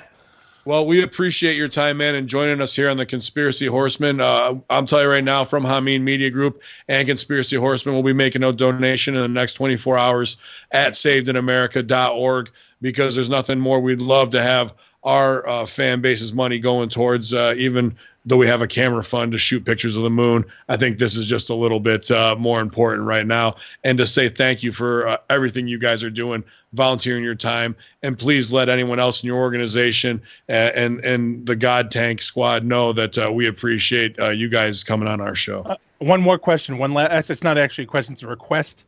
Next time you guys do a takedown and you guys, good guys win that day, when you're taking the piece of shit to the car and you trip and you smack his fucking head against the side of the door, be like, that's from Sal. Yeah. All right, fair enough. Just give him that. Yeah. Love it, man. All right, Josh. Well, Josh Travers, you guys, savedinamerica.org. We appreciate your time and everything you've done, sir. Hey, thank you very much. Thanks for having me. And salute you, buddy. Thank you. Thank you, man. Thank you for everything. Chin chin. Woo. See if I can. That was awesome. Great. Yeah, and, well worth the wait, you guys. An important show, not just for the content, but you got to walk it like you talk it, as the shitty rap song goes, and that's what we're trying to do here. Instead of just saying Podesta, he was Chester Bennington's dad, and the whole thing. Hillary Clinton and Hugh Aberdeen's cutting a girl's face out. I'm not going to take a guy like that and try and put him under a microscope to have him do what if, when he's out there really following up on leads and having real results. Yeah, man. I think he's back as well. You miss us, Josh, or no? I came back. Sorry. So I couldn't stand. I think he was one of the worst guests of all time. Oh, sorry, man. Also, Ben's door gets kicked in. Good stuff. I dumped him. But yeah, man, that's what I feel good about that. This is, I think, something we need to do here and there. And again, I got to go back to GGP holding our feet to the fire to increase the level of guests and use our powers that we have to support those who need it. So I thank you for that, buddy. No worries, bud. I was a little taken back when he says it takes $5,000 to save a child, yet these government cocksuckers are charging $60,000 a pop and not getting the job done. So where the money's, where's all that shit really going? You know what I mean? Yeah, and even now that we're off air, I should have brought him back on too. We had that little hot button story in the last 48 hours where Bohemian Grove is in the eye again, and he's done work in California here. But if he wasn't talking about high level people, and we're talking about street gang level pimps and whores who are, could be coming across the border, we're not going to go into the Bush compound at that. But the Bohemian Grove story is that why is it all men? They want women there too. So. All that faggotry that goes on in the woods out there. That was a story. Just may soon be coming to an end. Yeah, SJWs want women in the Bohemian Grove. So, when the cremation of care ceremony is going on, they can actually have nude women up there to fake sacrifice. But, a lot of those Bohemian Grove people, is he as himself, not as a representative of Saved in America suspects. There is state level, and if there's state level officials, there's federal. You know, I believe his words were more than people think. More than people think. It's like a transformer, more than meets the eye. Well, I said to pop it on through the chat. I go, I was really surprised at how much more honest he was, than I would have guessed. He said more than we thought. So. Who, me? No. When we were talking in the chat, that you were going to ask him a hard question. I said I was really shocked that he answered more to that than I would have guessed. Because it's tough questions. I think he just. I mean, you go on the conspiracy Horseman, you have to assume that we're going to ask you something about a conspiracy. But he seemed like, I think he was more in the locker room than people realized. Well, you got to believe in what they do. They're going to talk about the high level ones. I mean, I saw him triggered. I was watching him on Hillary's emails. There was a response there. And there was also one on the Podesta thing, which I knew we weren't going to get a hard ending, but I like the fact that he said it's got to start. If you really want to make good on it, who is it going to be at this local level that's going to push the next and make a little bit? So really it's about finding an ally at a local level and getting someone to talk like he did to make a little buzz. And how's that going to go up the chain? And I got to say, we saw the most high level, powerful, it could have been partially at work, but I don't feel it. The promo Jon Stewart did was fucking phenomenal on all those cocksuckers on C-SPAN. And then what do they do today? Vote unanimously to pass all the 9/11 health because they were belly blushed with no fucking pork fat, extra oil or fucking tax bill shit strapped onto it like they've done for like 19 years. Now that's not just a win for all those first responders, but that's a fucking chess move forward in the 9/11 truth game as well. He Bruce Wayne'd every answer, which was, I'm cool with it. You know what? Like, I'm reading a lot of the chat room and people are like, oh, he didn't, he wasn't, I was watching his body language. I'm doing this. I was checking this out. He didn't take us seriously. I think he answered. That's I'm just reading the chat room. Who said that? To them, I disagree. Like, we want everything to be sexy. Hold on 1 second. Go ahead. Who said that? Purdue said he didn't take you guys as seriously as he should have. I disagree. I feel like he handled that shit like a real person. Like was the fucking chicken guy Purdue? Was he the one who said that his body language and there was a couple people reading body language, saying him squirm, and they were talking about in the chat room about how he looks like he was like dodging or not answering questions. I think the guy handled himself like somebody in that position. Here we go. He's not going to go. He's not going to be kicking in like these high level doors, Pizzagate. Like, tell me the truth about Pizzagate. We want it to be that sexy because that's why we love conspiracy. We love, holy shit, there's a fucking pizza place where they fucking rape little kids and Obamas and Clintons are there. Yeah, that might be going on. This guy's dealing with fucking pimps in fucking real Sacramento and Oakland who are at a fucking Motel 6, whoring out a 14-year-old. That's the fucking reality, not the keyboard warrior Twitch. We can fucking solve the world's problems. And it's not as sexy when you have a guy like this on here. So because it doesn't fit your fucking CSI mold, New York undercover shit, like, I'm sorry, but it doesn't matter at the end of the day. That's what I'm saying. This guy was saved. That's the motherfucking truth. This guy was legit. This was the legit shit. There was no Serpico. There was no fucking, sweet undercover thing. This guy is the legit thing. He's the guy who's in there. And I know they don't kick in doors, but he's the guy kicking in doors and taking guys out in cuffs. Where's your fucking GODTANK? deal? Where the fuck? Hold on. First of all, these fucking fans aren't fucking experts where they're reading fucking body language. They are. They are, man. Oh, no. Sorry, they all watched a YouTube video, my friend. Yeah, exactly. Check WikiLeaks. Am I a body expert? Language. Wait, hang on. I'm looking it up. No. Secondly, okay, we're talking about a subject about children getting raped, kidnapped, put into sex trade.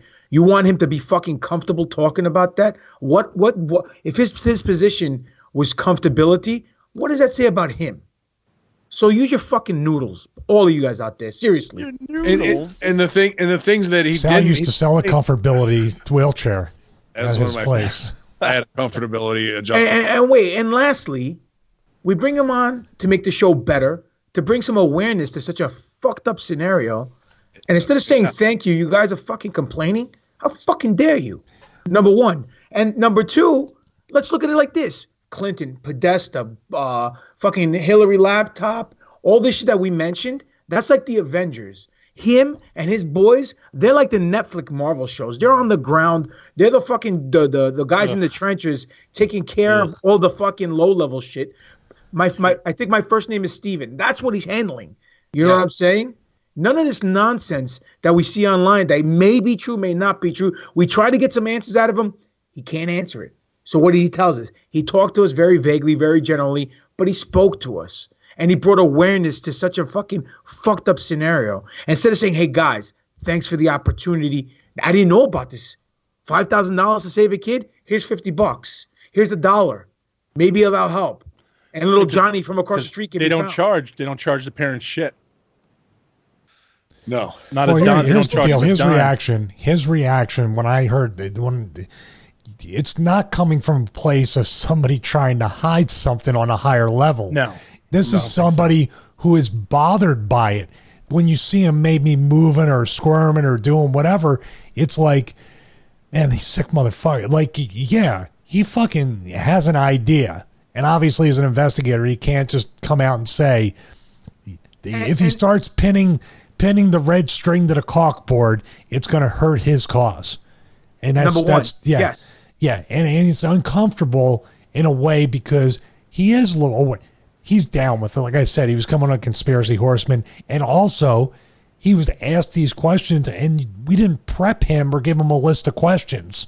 Yeah. So you have to give him the benefit of the doubt. For Podesta laptop. That's what I'm saying. They talk about it, but that's I'm sure the dream of finding something on a hard drive that's going to uncover everything. But dude, that's not the level it is. Be thankful. 201 kids saved. Unbelievable. What have any of us done in our lifetime that it comes even close to that? Nothing. You're right, Ben. You're 100% right. But more importantly, okay, let's look at everything the way it's supposed to be. And this is, what if one of those 201 kids or one of your children who's listening to the show right now, you wouldn't be complaining. You'd be kissing this guy's feet and saying thank you for being out there and making a fucking difference. Absolutely. So, yeah. Well, I would say this too, that WWE saves millions of children's lives every week by letting them go to bed early. They don't have to stay up late Monday and Tuesday. They torture me incessantly. Oh man. But sorry, I didn't mean to get all fucking pissed off. Not a problem. You everything you said there was very justified. Got your back. And I'm just gonna also say Purdue is not. I'm gonna say he also said this guy was a great guest. Okay, no, I'm not coming at him. No, I'm just saying in general. Okay. Number two, he just cheered 1,000 bits to the cause, and that will go towards it. What I also want to say is that this individual, Josh, came on the show, right? Called Conspiracy Horsemen. That's all he knew. He might know Stevie. He may know Sal if he watched DCW back in the day. If he's a wrestling fan, did he look like he knew any of that? Absolutely not. But I guarantee you, he probably thought Conspiracy Horsemen, fucking 4 tinfoil hat wearing guys with crazy conspiracies. Yeah, I got this. And then we come up there and we shock him with what we know, which he may know it's true, but he can't say anything about it. And he can say to himself, oh, fuck, how did they know that? Or how did they know this? Or how do they know this? Oh, they know about that. You don't know because you're not in the trenches with this guy. You have no idea what's going on. So I will say I was hot though, dude, that he ducked my question. You know, I was going to come back and be like, should I go to Mitsuba or Sumo?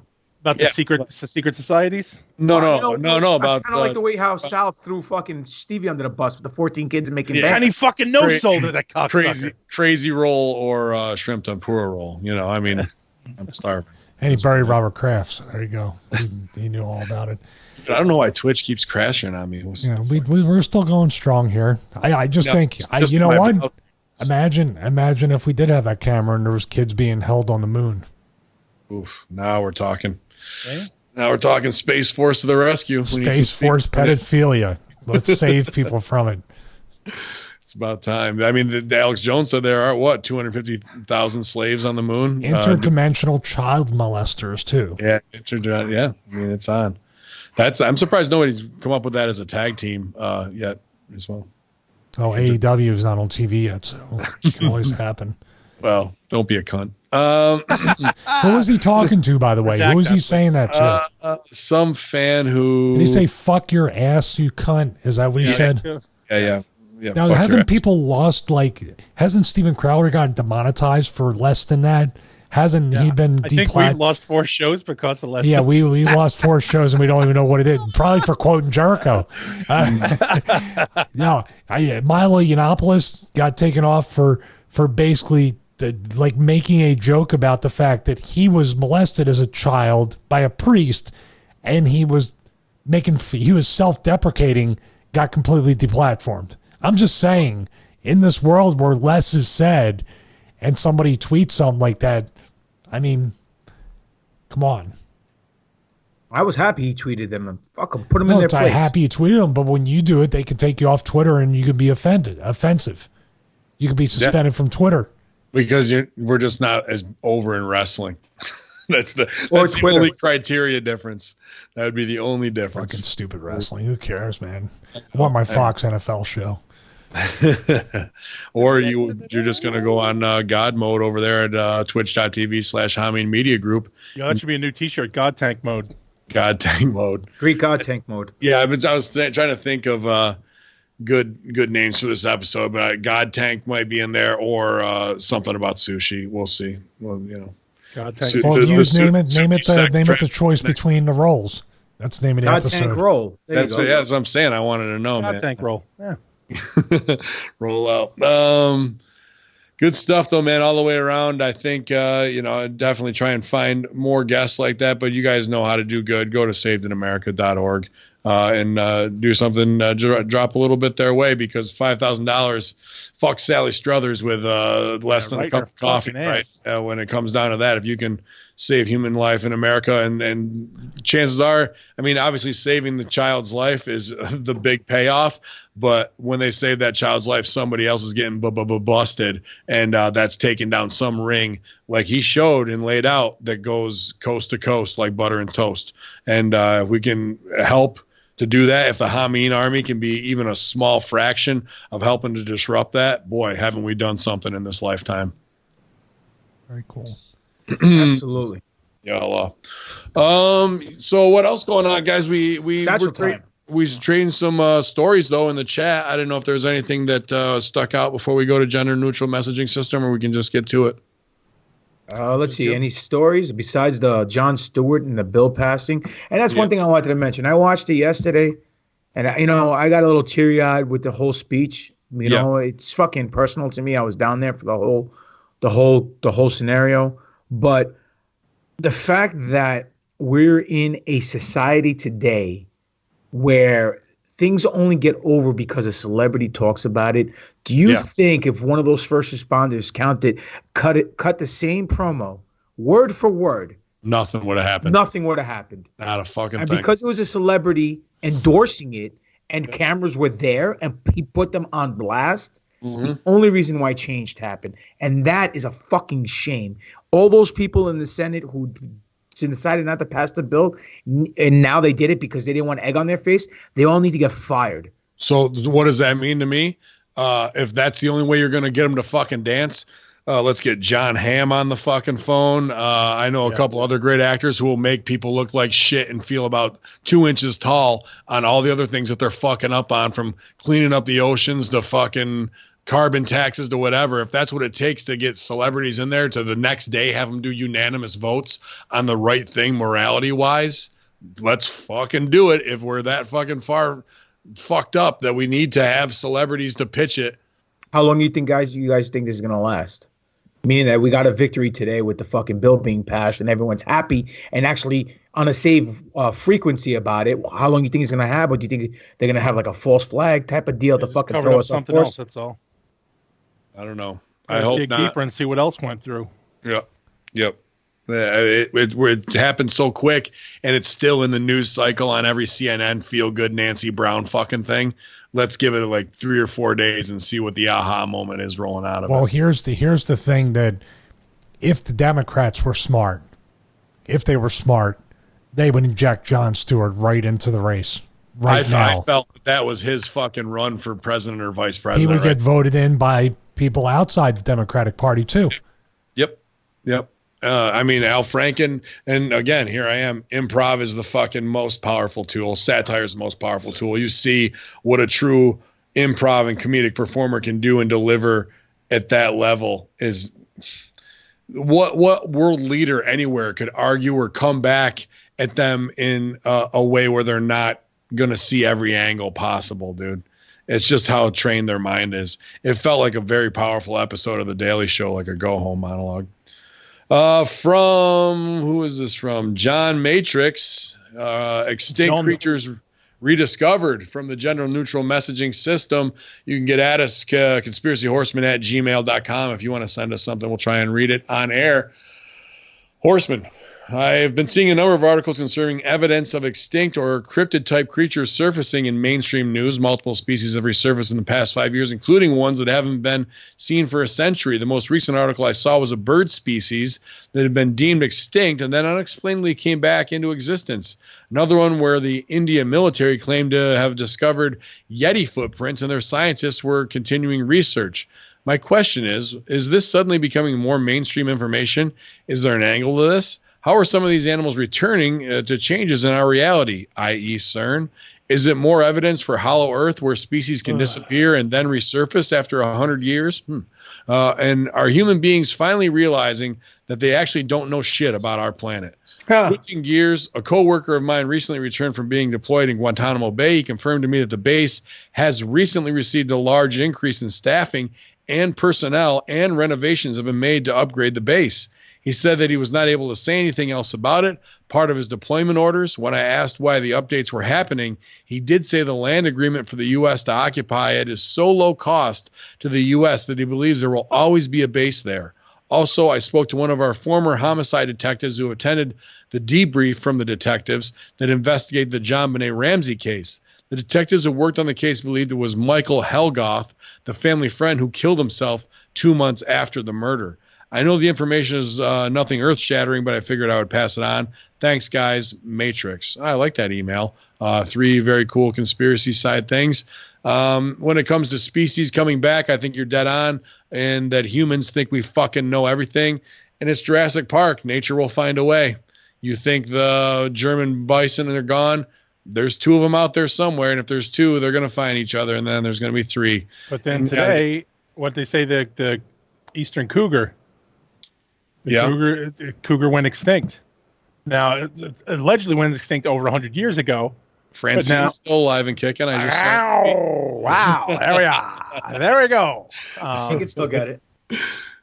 So that's eastern cougar is now allegedly extinct, gone. But now the western cougar is expanding its territory. So same thing. You know what I mean? Like yes, all of these things, while some reappear, it's but there's full species that are migrating and moving too. So I just think it's, are they wiped out? Have certain things been wiped out? And are there dinosaurs still in the Amazon where we say they've been gone forever, but they might be a lot smaller? But, could there be, just because man thinks we found every fucking thing there is, and we keep being proven wrong of what is out there and what our awareness is. So is it pterodactyls? I like the hollow earth thing. Could birds migrate into hollow earth, survive? We think they're gone, and they're thriving inside of that scenario. GGP, go ahead. Well, a couple things. One, it could be CERN. Don't shake your head, Sal. It could be CERN, because if lines and things can change in movies and stuff like that, things that disappear. I mean, Ghetto Boys. I thought he died 10 years ago too. Yeah. Now that you mention it, I totally forgot about that. But could be CERN. That's a good explanation. It could be hollow earth where they go in and they come out. It could be that, not that it's flat earth, but maybe there is land that we don't know about that's not on any maps that they're on. Like in X-Men, there's Genosha, where they have it's an island like the Savage Land, where they have all this stuff on there, dinosaurs and Khazar and Sauron and all this stuff. Maybe there is a place like that. And it sounds weird, but let's face it. They also said the giant squid was never freaking real. And now, in the last 15 years, how many giant squids has popped up in the ocean? Once a myth. Somebody sent us to in Egypt a giant human skeleton and then a giant finger that was like 4 feet. So, but you know what they haven't found? They haven't found the skeletons of all the other genders that are out there. They just find fucking male and female all the time. It's so weird. It's not. It's I identify as a giant female, but I'm a regular human male sometimes. Fair enough. Dude, I was watching this crazy thing, Crowded, today. Oh my God, this guy, 7 kids, leaves his wife, becomes a non-binary cyclops, some transgender thing, and he's like 40 years old or 50 years old, gets adopted by a family, and then he decides to identify himself as a 6-year-old girl. What the fuck? Yeah, whatever, man. That's just ridiculous. When it comes to the animals, there's one thing that I observe, obviously being a hunter. When I was growing up and I was learning how to do, the track and stalk and all the stuff through the woods and all the sign that I needed to learn to be able to survive out there, there was never turkeys. There was never a lot. There was some coyotes. There was never like big groups of blackbirds and things like that would fly through the forest. I've seen a lot of species that were, not that wild turkeys weren't native to the area, but just expand in a boom of coming back. So if it's happening at a smaller level where, hey, we saw 2 or 3 of them, I think population growth of a lot of animals is coming back big time. And we've seen these also clickbait feel-good stories of this tech billionaire pledges $500 million to Wyoming to preserve all the land. I'm absolutely down with that. But it's not like it's anything that amazing to me. I think it really is humans thinking we fucking know everything. And 2 birds are on the same migration pattern are going to find each other. Fuck. And then some human's going to see it and go, oh my God, everybody. And everyone's fucking bright-eyed and bushy-tailed over it. I think things that they think are extinct, none of them may be extinct, really. How about on the flip side? Go ahead. Has any one of you guys ever seen a baby pigeon? Baby pigeon? I've never seen a baby pigeon. Not a city pigeon. Where else are the pigeons going to be? They're always in the city. Well, I'm just saying, I've seen a pigeon that was what they call a pigeon. But it's not. It wasn't a city. It wasn't a gray city pigeon. Oh, okay. That's all I'm saying. But that's what I'm saying. Like, there's it's a joke how pigeons are manufactured in a lab and are actually CIA spy devices. They're not real animals joking around. I didn't know that was a gimmick. But I've never seen a baby pigeon. Where the fuck do they come from? You know what I mean? I've seen baby fucking lions. I've seen baby elephants. I mean, I know you guys in Kentucky see a bunch of rats. You know what I'm saying? But, so. Pew pew. But regardless of that, I've never seen a baby pigeon. So it's weird. That is interesting. They just kayfabe their nests, I guess, a little bit better in the city.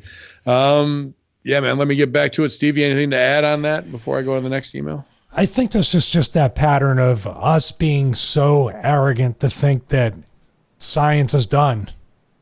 Nature is done. What we know about the world is all done. We figured it all out. It's all good.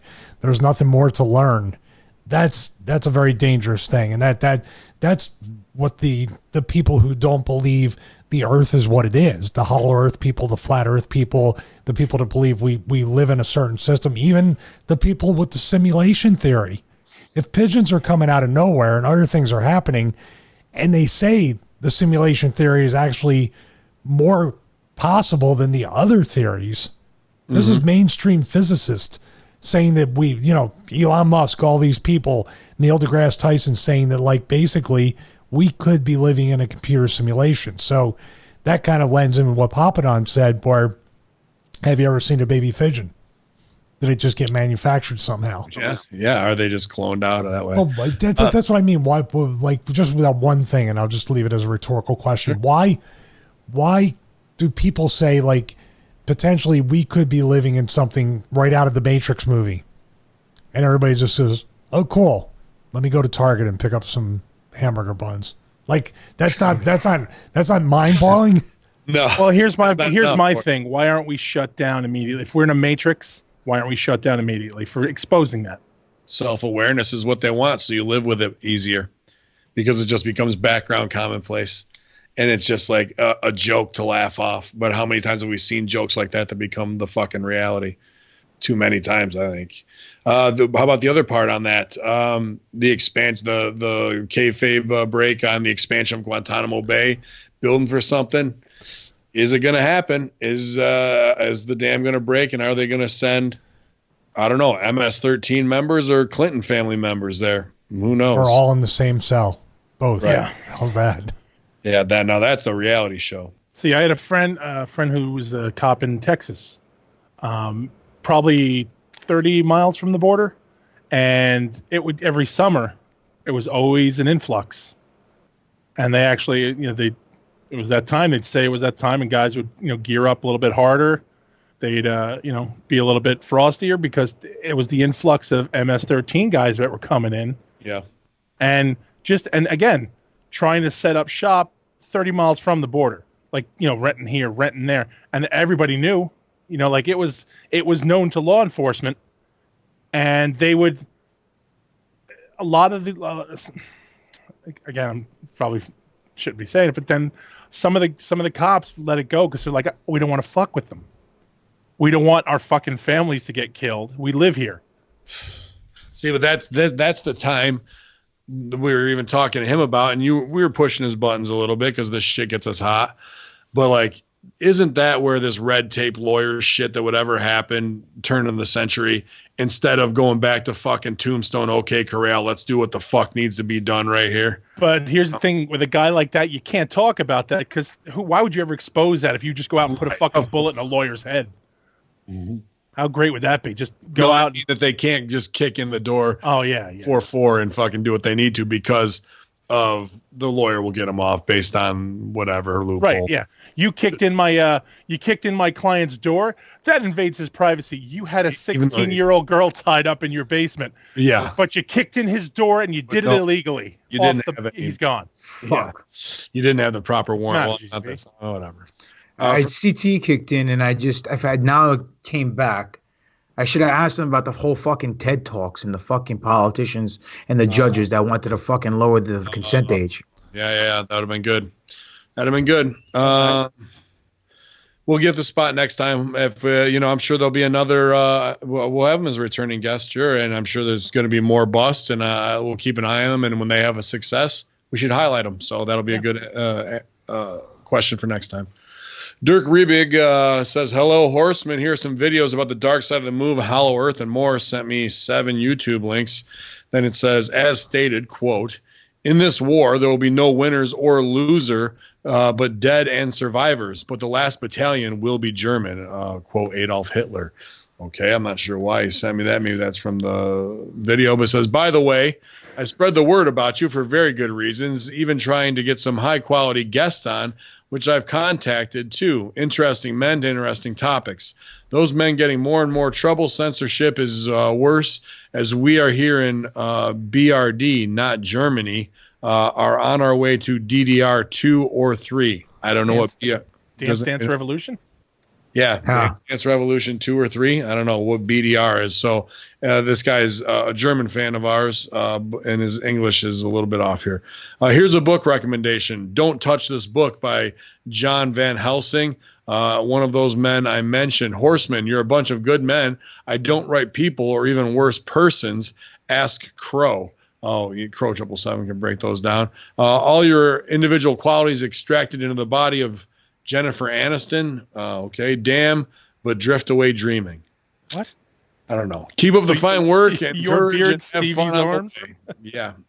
So he sent me a bunch of videos that look half alien, half Hitlery, the bell, and then the Iron Sky. So thanks, man. I'm not sure of what's lost in translation, but Jennifer Aniston wishes she had tits like this. Sal? What? What the fuck do you want me to follow with that? How the fuck am I going to follow that? Oh, shit. From John Prester, Antarctica. There's some great ancient stories and research about the Merkabas, Merkabas. A Merkaba is supposed to be an ancient ship shaped like a 3D Star of David that brought the Jewish descendants to Earth or back to Earth. The tip of each one is a pyramid. There is some research that this is the motivation for all the pyramid building throughout the globe. I assume the neutrinos would bleed off the ship like this if it happened to be hidden there. Also, look up the Fitbit data that they put out by accident. It shows people getting their steps in all over Antarctica. These steps are in square, circles, and rectangle shapes. They are happening inside underground bases. To save you some time, here are some places to start. Sends a bunch of links. That's interesting. Keep up the great work. I will touch on some of the stuff with Billy Ray in a week or so. Also, thanks for the support and the retweets. Oh, yeah. Fuck YouTube from John Prester, obviously a friend of ours from the Infinite Fringe. That's interesting. I like that data got leaked and that it's all geometric patterns and that the conspiracy community is smart enough to pick up on it, that something's going on underground bases there. Cool. All right. Yo, do you want to comment on the fuck YouTube part? Is great because they've been taking down. It's funny because they took down Crowder through that Vox thing, which was ridiculous. Yep. Then Vox. What happened with the Vox gimmick? He's been debating them and countering all their points because they've been putting out a lot of propaganda. And he made fun of the guy, Carlos, I think his name is. I don't know his last name, but Danger. Yeah, well, potentially, who knows? But Crowder would make fun of him, but also just refute every point and fact check Vox. And they've been trying to shut down Crowder for, it's got to be over a year. But what they did was they demonetized his channel, and of course that wasn't enough. They want him completely deplatformed. So that's when YouTube, I think, took Crowder's side. But the fallout from that was they went after other content creators too, and I don't think they brought them back. Like Crowder came back because he was the biggest one, but once again, like we talked about before, he was so over, they still kind of had to play ball, but then the guys that were only somewhat over, I think they got completely wiped out. I mean, it's the poem. I mean, they'll come back again for him because he's not going to lay down. But they came for Alex. No one. We tried to stand up. Nobody did shit. They came for Milo. He's silenced and gone, marginalized. Gavin McInnes too. Yeah. Gavin, they're just going to keep coming. Tommy Robinson, they're going to keep coming, dude. It's not going to stop. And they're going to kill their whole own platform through censorship. And BitChute, Twitch will continue to rise up and until they get just as corrupt, and then it'll be something else this cycle, because people demand to be creative and free speech and want to make money off their art. And YouTube implored that, and then they took it all away and exposed who they really were. And there's no going backwards now, and they know it. So now they're halfway down that trail. They're not going to turn back, dude. They're fucked fully. And it's just where we are in the war for media censorship and to get our word out there. So we'll stay on the front lines, and as the platform and dynamics change, so will we. There was a company that I was contacting, and they got back to me and they're like, "We like your stuff, we like your channel, like the videos, it's quality content." They go, "We just had a question. Like, you have over 42,200 subscribers. Why do you only have like a few hundred views per video?" Like, they kind of were thinking, did you buy the subscribers? Did you? Yeah. And I'm like, it's a great question. I don't know. I'm using all the keywords. I'm paying for a service to get the proper keywords. I'm doing all these things. I'm making the thumbnails. I'm playing by their rules. So what is missing? It's their algorithm and how they set it up, and they push who they want to push. It's you not going to a YouTube conference, baby facing some mark that works there so they can go back and flip a switch and make you a fucking top influencer. Some asshole fucking kid has that stroke. Does he work for Fox? LGBTQ issues. Good morning, guys, from Sean Patrick McDonald. Love the show and all the topics you guys bring to the table. I think you've touched on this in the past, but I wanted to get your opinion. It seems that everywhere I look that there's something about the trans community. Is it odd to think that this being so pushed too hard. It's being talked about on NPR, various news sources that I see on Apple News, and it's always on Reddit. It makes me feel insensitive when I actually write it down. I'm not an insensitive guy, though. I'm just curious if this is as big of an issue as I'm led to believe it is. Is someone trying to push something? Is someone trying to normalize something? Am I supposed to be okay with parents helping their children under the age of 10 to transition? That was the piece I heard on NPR. I don't know. Thanks for reading this. Sean, Superlegend666 in the chat when I can get in. And I think he also had one right before that, so I'll finish that. His second question was, I've been listening for quite a while, but I must have missed the origin of Bob Dole Leg Day. I know it was at the Bush funeral, but I don't know what it means. Please help. Thank you. Bob Dole Leg Day at the Bush funeral. He went up there to pay his respects, and like they had to help him out of the chair or whatever, and he like half shushed him off and like just stood up there. So that was Bob Dole Leg Day. Just ribbing him about being old and frail and an accomplice to multiple murders. Really, it's like everyone in that fucking room should get a nice cell at that extended Guantanamo Bay days in that they're working on Red Roof down there, and have to pay their own way. So really, fuck everybody who was there, and they're all open season to be mocked and made fun of. I was going to say that it seems like he was shooting the adrenochrome right into his lower extremities because they wasted away. Yeah. He had some fucking pencil legs there. Need the marionette strings to get him up out of the chair. When it comes to the trans things, yeah, you're dead on. It's a very small minority, but we are seeing it put into everything that we have, from Netflix to local communities where they're having reading day with 6-year-olds at the fucking local library. Somebody's dad who's transitioned now gets a solo at the middle school dance competition and is doing fucking sexy dance and shit on there. These are people with serious mental dysfunctions that feel that this is a need to push their agenda into these realms of sexuality to a child consumer. And it's not about conditioning and because a kid's going to think, hey, who's this funny, character that's at the library today? They don't know anything about man and whatever it is you're into fetish wise. And I like diapers or whatever the fuck it is. I was told this weekend that drag queens are not gay. They're not just gay. They're just like wrestlers. They put on a costume and they perform, and then they go home and live a normal life. And I'm like, okay, I'm sure that's the case, but no, probably not. I'm going to say not for the majority. Wrestlers live a normal life. Yeah. And I'm like, I just don't, I understand. Look, I understand everybody wants to fucking bend over backwards to show how progressive they are. And I want everybody, I know everybody's just dying to let their kids be coddled and hang out with drag queens, and everybody's cool just to show kumbaya how awesome everybody is and how non-judgmental everybody is. You're all so progressive and evolved. Ugh. Like, no, that's not the case, man. You're going to send a drag queen to a 6-year-old and say, read a story. And why is this man dressed up like a woman?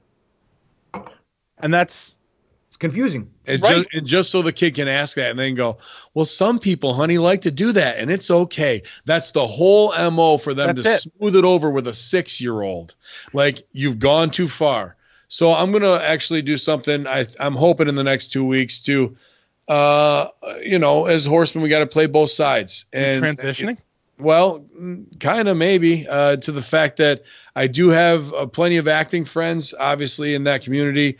The gay community, where we're not, I'd like to hear their opinions on this, because it's easier for us to do it where they may have some light. And then one of my,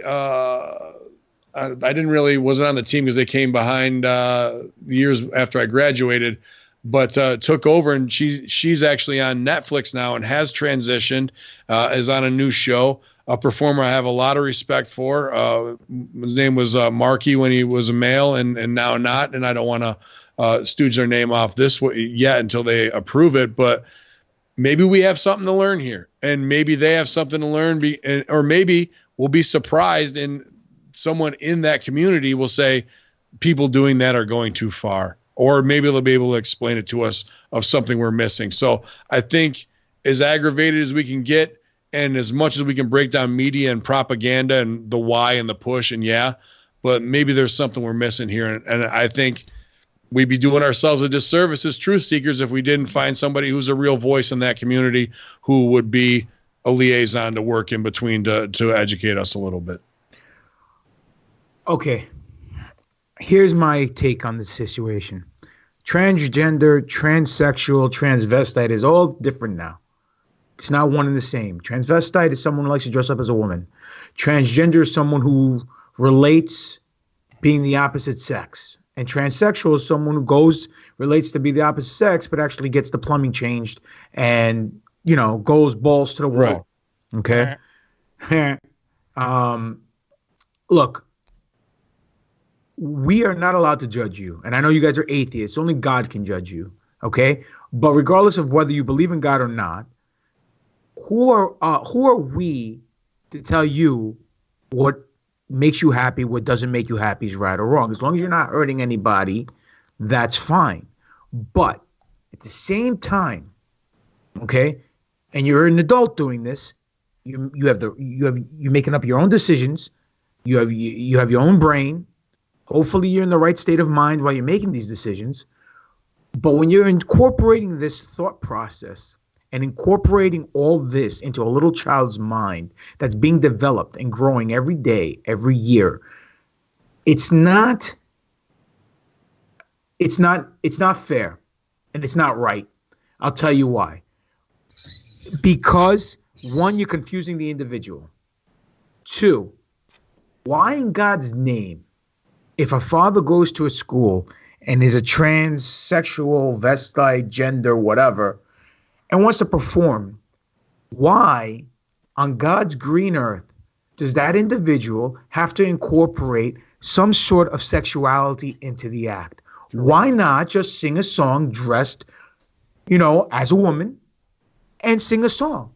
Why does it have to incorporate gyration, twerking, sexual contact? They're stooging themselves off. They want to act like it's one thing, and then when it comes down to it, it's about some weird sexual thing that I have to do flash dance from 1988 dressed like fucking Dame Edna. Like they all end up looking like some old British fucking ugly cunt, but they think you're right. Sexy. Yeah, exactly. And it's ridiculous because you're not helping the cause, number one. No, it's going to go viral, which is what they want, and then it kills them all. That's it's why all I attention have a guest that I have respect for who is there, who may be able to take the piss out of us a little bit because we're having a lot of reactions to these fucking viral things because that's all these SJW parents who go, see, I exposed my kids. We're woke and we're forward thinkers. It's got nothing to do with the kid, the transition, the other. It's the look at me and how forward thinking we are in this society. What about self? We live. Fuck you motherfuckers. So that's not who I want to talk to or hear any opinions from. I want to hear it from somebody who's doing it the real deal day to day and who's had to sacrifice and live that. Moon landing TV series on the Science Channel from James Schwartz. Hey, Horseman, just wondering if you happen to catch the truth behind the moon landing show on Science Channel. And if so, what are your thoughts? Here's the synopsis. The show centers around a team of 3 people, a former CIA guy, a former astronaut, and a conspiracy theorist. Right away, they paint the conspiracy guy as an antagonist while the hero astronaut is the one defending the truth, with the CIA playing the role of the neutral party. They talked about things you all discussed like Operation Paperclip, and they kind of brushed it off like, okay, so even if the Nazi war criminals were the brains behind Apollo, it still happened. But the climax of the show came when they ran the test of how well the capsule exterior could block the radiation from the Van Allen belt. After doing a poorly explained test using a plastic tube for some reason, the scientists concluded that the protection was sufficient to survive the radiation. The worst part came at the end with a rather cartoonish conclusion. The hero astronaut was feeling all vindicated, but the conspiracy theorist was like, You may have won this round, Rabbit, but I'll get you next time, which then led them to tease another episode, but it looks like it will explore a new question each episode and air Sundays. It's worth checking out. Thanks, James. Let me see. Message clipped. View entire message. I was hoping there was a phone send, but no. Sent from something. Stevie, did you get a chance to watch this? I did not, but it sounds like I haven't really touched the Science Channel since we lost 2 of our 4 TV shows on that network. Yeah. What I mean, come on, man. What are you going to do? All you're going to do is not have any kind of real. I mean, when was the CIA ever neutral on anything? Yeah. It's really just you have the and this is coming up on the anniversary. The 40th anniversary is in July, correct? Correct. Where that's when, once again, Q playing that long game is supposed to release some stuff on July 29th, I believe, is the 40th anniversary. Yeah. And we just announced, guess what, that we are going back to the moon in 2024. We're able to do it Found now. the technology. We found Hooray. it. Somebody found that box. Well, that was a recent news article about finding some technology, correct? It was under the big black phone. They were using it as a coffee coaster. It was under that cord. They wrapped it around the technology. Yeah, I just don't know I mean, this is interesting, but once again, in the end, what's going to happen? You're going to believe the narrative. You're going to believe whatever you're indoctrinated to believe. Or in the end of these shows, and we all get wrapped into it. We watched Expedition Unknown, and every single time we watch it, at the end, it was like, every single time at the end, we may never know. You motherfucker got me again. Well, if we all see the Yowie, maybe. That's what he is. He's like a mix between Kermit and like what's that? Rod Roddy off of Price is Right. Except he's not flying to the Philippines to fucking bang little kids. No, that's come on down. Right here. Come down here. Right on my face. Right here on my face. Just come right down on my face. The Kevin Spacey Thailand vacation. Yeah. Oh, he sold it big. And then when you dropped Hillary emails, he gave the look away. Like, don't pop out loud for it. Don't sell. Yeah, don't sell for it. Don't sell for it. That's why I think, though. To put these out to what do they plan to do? The people that believe are already going to believe, and the people that don't believe are never going to.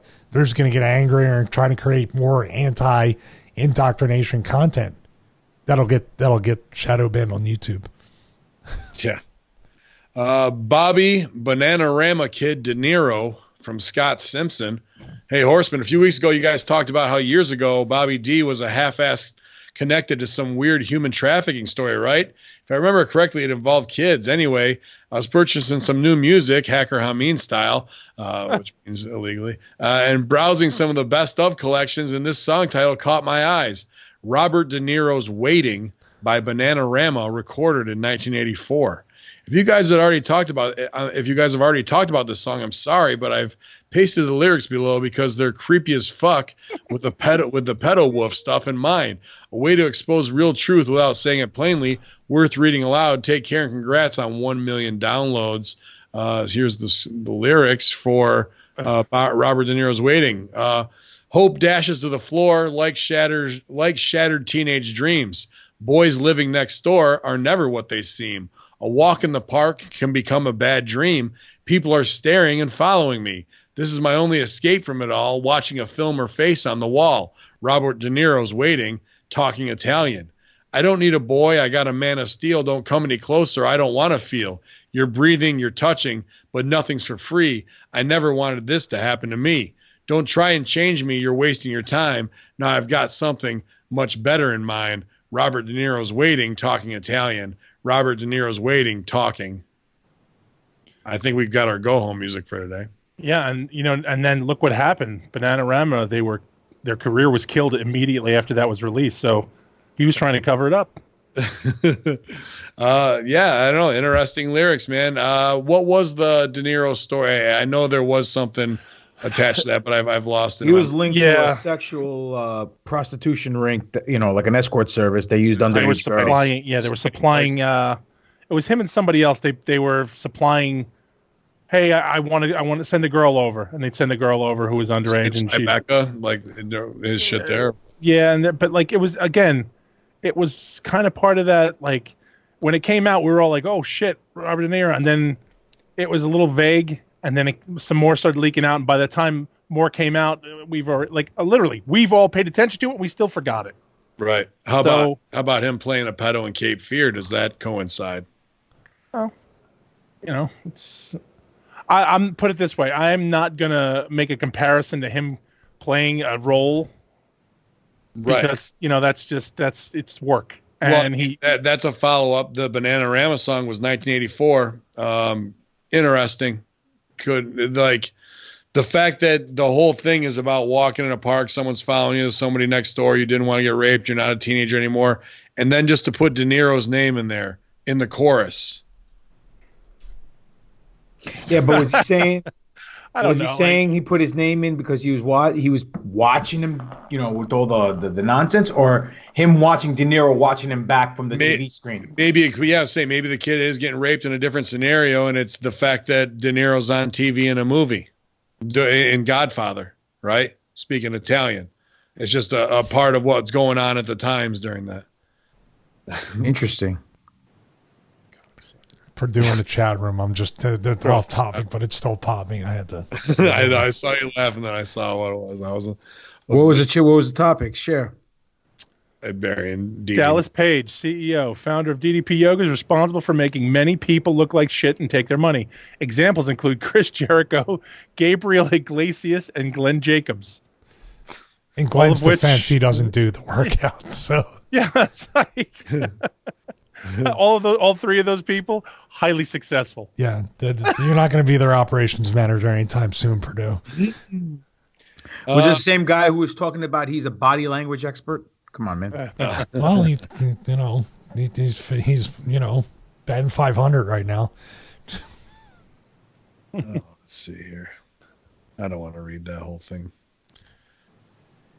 So all these little inside jokes. Hey, Sal, that gimmick you sent me about the guy coming to Florida with his kids, was that our friend, the Goodman compressor guy? Oh, yeah. Okay. Yeah. And Gmail just crashed. What the fuck? Anybody see the Sex Palace for sale? Story out of California. Mike Hawes, I'm looking at you. Pay $75,000 a year for sex parties, orgies. Bill Maher, piece of shit. Gwyneth Paltrow, piece of shit. Oh yeah. And somebody else I can't read. He fucked his words up. There's been a lot of stories just putting that out in the open of these orgies where it's like, I'm sure he participates too. I mean, Bill Maher's been Playboy Mansion for years and years and years. But this is just what Bill Maher does now. He just goes to these orgies, sits down, and has a drink and watch people fuck. He just sits there. Yeah, again, it's become normal. You guys do that in the last year at all, or no? Nah. No, you didn't go over there and pay $75,000 to sit on the couch, drink a fucking martini, and let me tell you something. If I'm going to pay $75,000, I'm going to fuck, eat, or kill something. If I pay $75,000, I'm paying it to get a time machine so I can go back into the territory days so I can wrestle Von Erich in the Sportatorium. According to Stevie. What if you travel all the way back in time and Carrier refuses to work you? He won't put it over. I don't want to work Carrier. You got to work you got to work a match against Lance Von Erich with Brockovich refereeing, and you're waiting for the count. Pin me. Waiting for him to go to one knee, holding the rope, doing the count. He's going to do the horse. What do I think about what? The time machine distracted me. What do I think about what?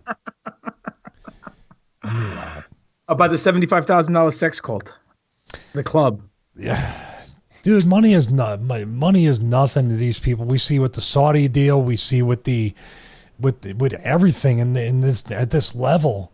$75,000 to us is like, wow. To them, it's just like a drive. That's a daily habit of whatever. The Bill Maher thing too. He's made so many jokes in front of panels of people on his show about this kind of shit. Proudly, making jokes, but truth and comedy, right, Ben? That's the whole point, man. This has all become so normalized. And again, you know what? I'm actually on that side of when I talk about Seth Green and what's his name, fucking Kaepernick, who killed himself. He all of a sudden now he points something out, and Seth Green just blatantly says, "Hey, look, it's not real. There's nothing sinister about this. Me and my wife just like to fuck in weird places and have, her dress up like a doll or, whatever else. That's fine." People are okay with that. Back in the day, think about this. Back in the day, dudes didn't even want people to know they were gay, and they married women to hide that they were gay in Hollywood because you couldn't get work. Yeah. And now it's become, now you can fuck 3 women at once or fuck 3 dudes at once, and you're considered, well, look at that guy's very adventurous. It just doesn't matter anymore. It's not a fucking taboo anymore.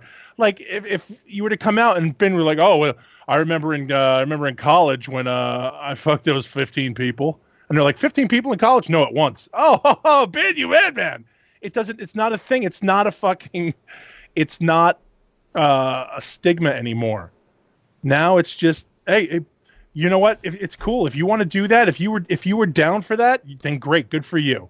Because now that means you're free and adventurous, and thanks for sharing that with us. Because that's the world we're in. Everybody has to share and tell you everything, and the more you tell, the braver you are. Look at me. Look what I can do. Right. The last one from Frankie Zero. I've already read it and debunked it. Greetings, gentlemen. Recovery continues for me here in Florida. Trying to do a little light work and get out of debt. Thanks for providing great content. Only shows I missed is Papa Don's. Might catch up on them, even if he's a little nicer towards me. Maybe. I think I've got a Mandela effect looked up, and I haven't found it anywhere. Obviously, this could just be my own memory jumbled, but I'll post it to you here and see what your responses are. Ben, if I may suggest, have each of your answers independently so it's not influenced or corrected by the others, writing each person's answers down and revealing like Final Jeopardy. Of course, you do what you want. Maybe that's too much work or hassle. Please stop. Please stop. Yeah, it fucking is. Stop. Stop giving this fucking guy any credit. He's gonna tell us how to answer the questions. Yeah. Well, no, he's trying to set up a bit. So we won't even need this shit. So the Superman movie with the General Zod and the chick and the mute dude. What number Superman was it? Second one. Superman 2. Answer is Superman 2, according to all I see online. I distinctly remember this being Superman 3. Then you're a fucking idiot. Superman 2, I remember being Richard Pryor. Nope. Superman 2 is the Zod. And that's the Donner cut. Superman 1 is Luthor, and then 3 is the fucking sun guy that Luthor makes. No, 4. Quest for Peace is Nuclear Man. Yeah. What's his name? Is it Nuclear Man? Nuclear Man. He was a dancer that they hired to play the part. No, serious. I watched all the documentary stuff. Yeah, Superman, that documentary was sick. Superman 1 and 2 were actually filmed at the same time. They would film both movies on the same set and then move to the next set. And you got to watch the documentaries. There's no Mandela effect involved with that. It's one of my favorite things. I think it's what the fuck happened to this movie is one documentary on that. I sent it to you this week. The little 20-minute thing. I watched it before that, but I didn't want to hurt your feelings. I know you saw did. it again. I just figured. Okay. I was going to say I appreciate it. I'm going to cancel the football podcast and start commenting on movies.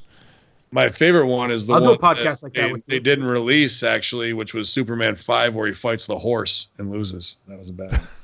Answer is Superman. Hey, by the way, really quickly, you got to watch. I recommend to everyone because we always want to give people good content. And if you are a comic book person, a person that watches trailer reactions or even just movie reviews, but also is in line kind of the way we talk, like in a locker room, there's a show called Double Toasted. And it's a really, really good video podcast. It's funny. They talk about all the stuff about the woke stuff and the Batwoman trailer, but in general review movies and talk about stuff like, for example, the E3 Avengers game trailer. They just tore it apart because it's like, these aren't my fucking Avengers. Like, what the fuck is going? They don't sound or look like them. And, they're real like locker room type, approach to it. And the production's amazing. So if you guys should really check it out.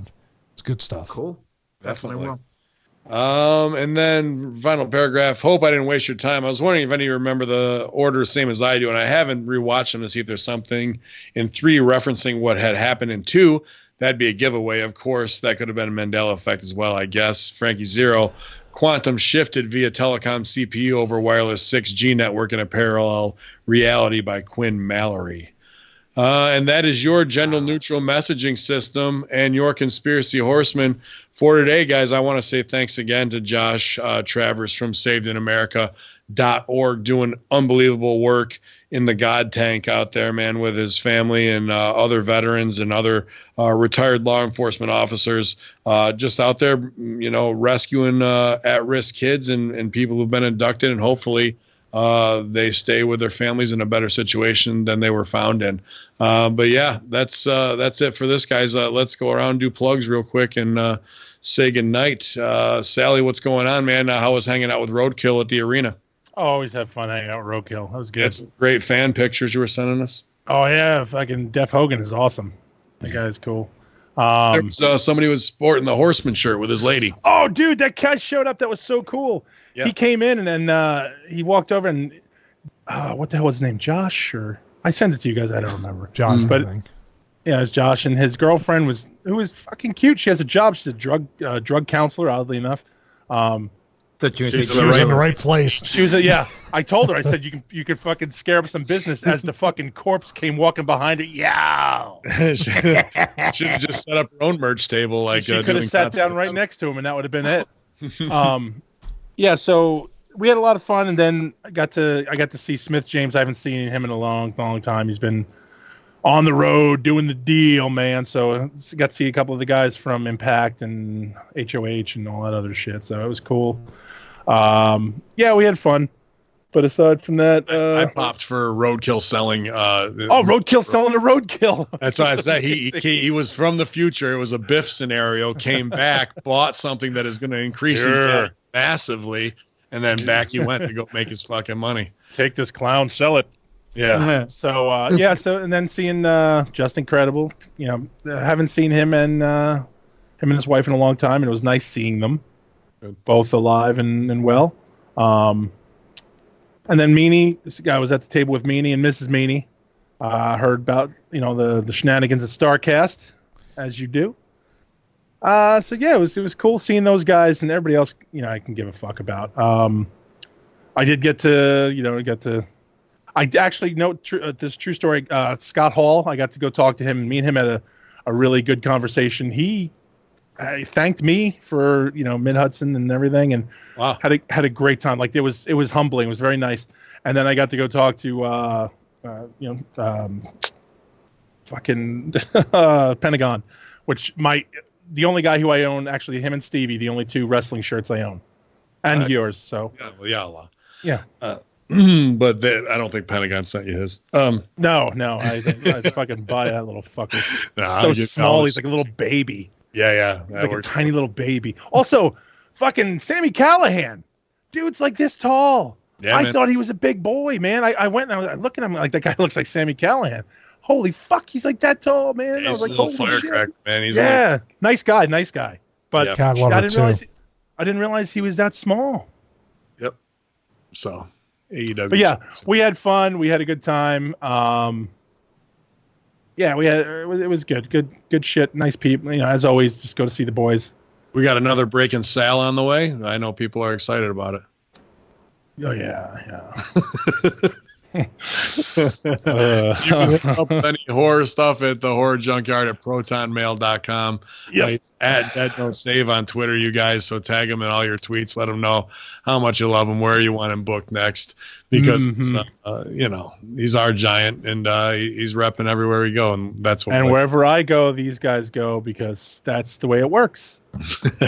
It was awesome to see that at the ECW arena, Horseman stuff, and to see there's Horseman front row at Impact in the last taping. So we're the underground. Where the real deal is. When Triple H is selling out to do Bullet Club in Japan, they jump the fucking shark. And if you want to be where the realest of the real is, it's Horseman time, baby. GGP, where are you going to be the next couple weeks, man? 21st, we're going to be at NYWC. They're going to induct King Mega and Jerry Lynn into the Hall of Fame, so it should be a great show. Both good guys in and out of the ring. Great show, bunch of good matches. The 29th, I'll be in Florida for Ronin Pro Wrestling, where I'll be defending my championship, and it's not a replica belt, Stevie. against Jay Rio. So I'm looking forward to that match. He's a good worker, nice little lucha guy. He knew he could, but he can really go. So that's that. Stuff at the Miami Con got canceled, so I'm not going to be down at the SuperCon in Miami over the 4th of July weekend. At least my booking got canceled because of shenanigans and tomfoolery, but whatever. The 14th of July, I will be at Brooklyn for a Tribute to Homicide show.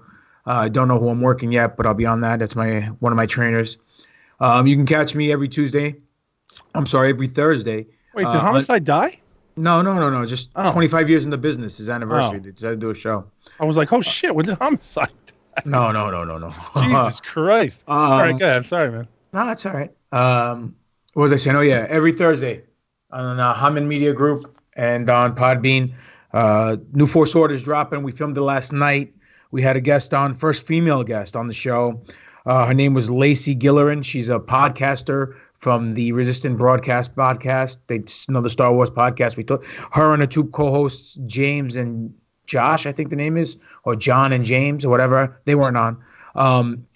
They started this Make Solo 2 Happen movement, and it's trending worldwide. Even Ron Howard jumped on and started tweeting him and all that stuff, so it's been cool. We got into detail about that.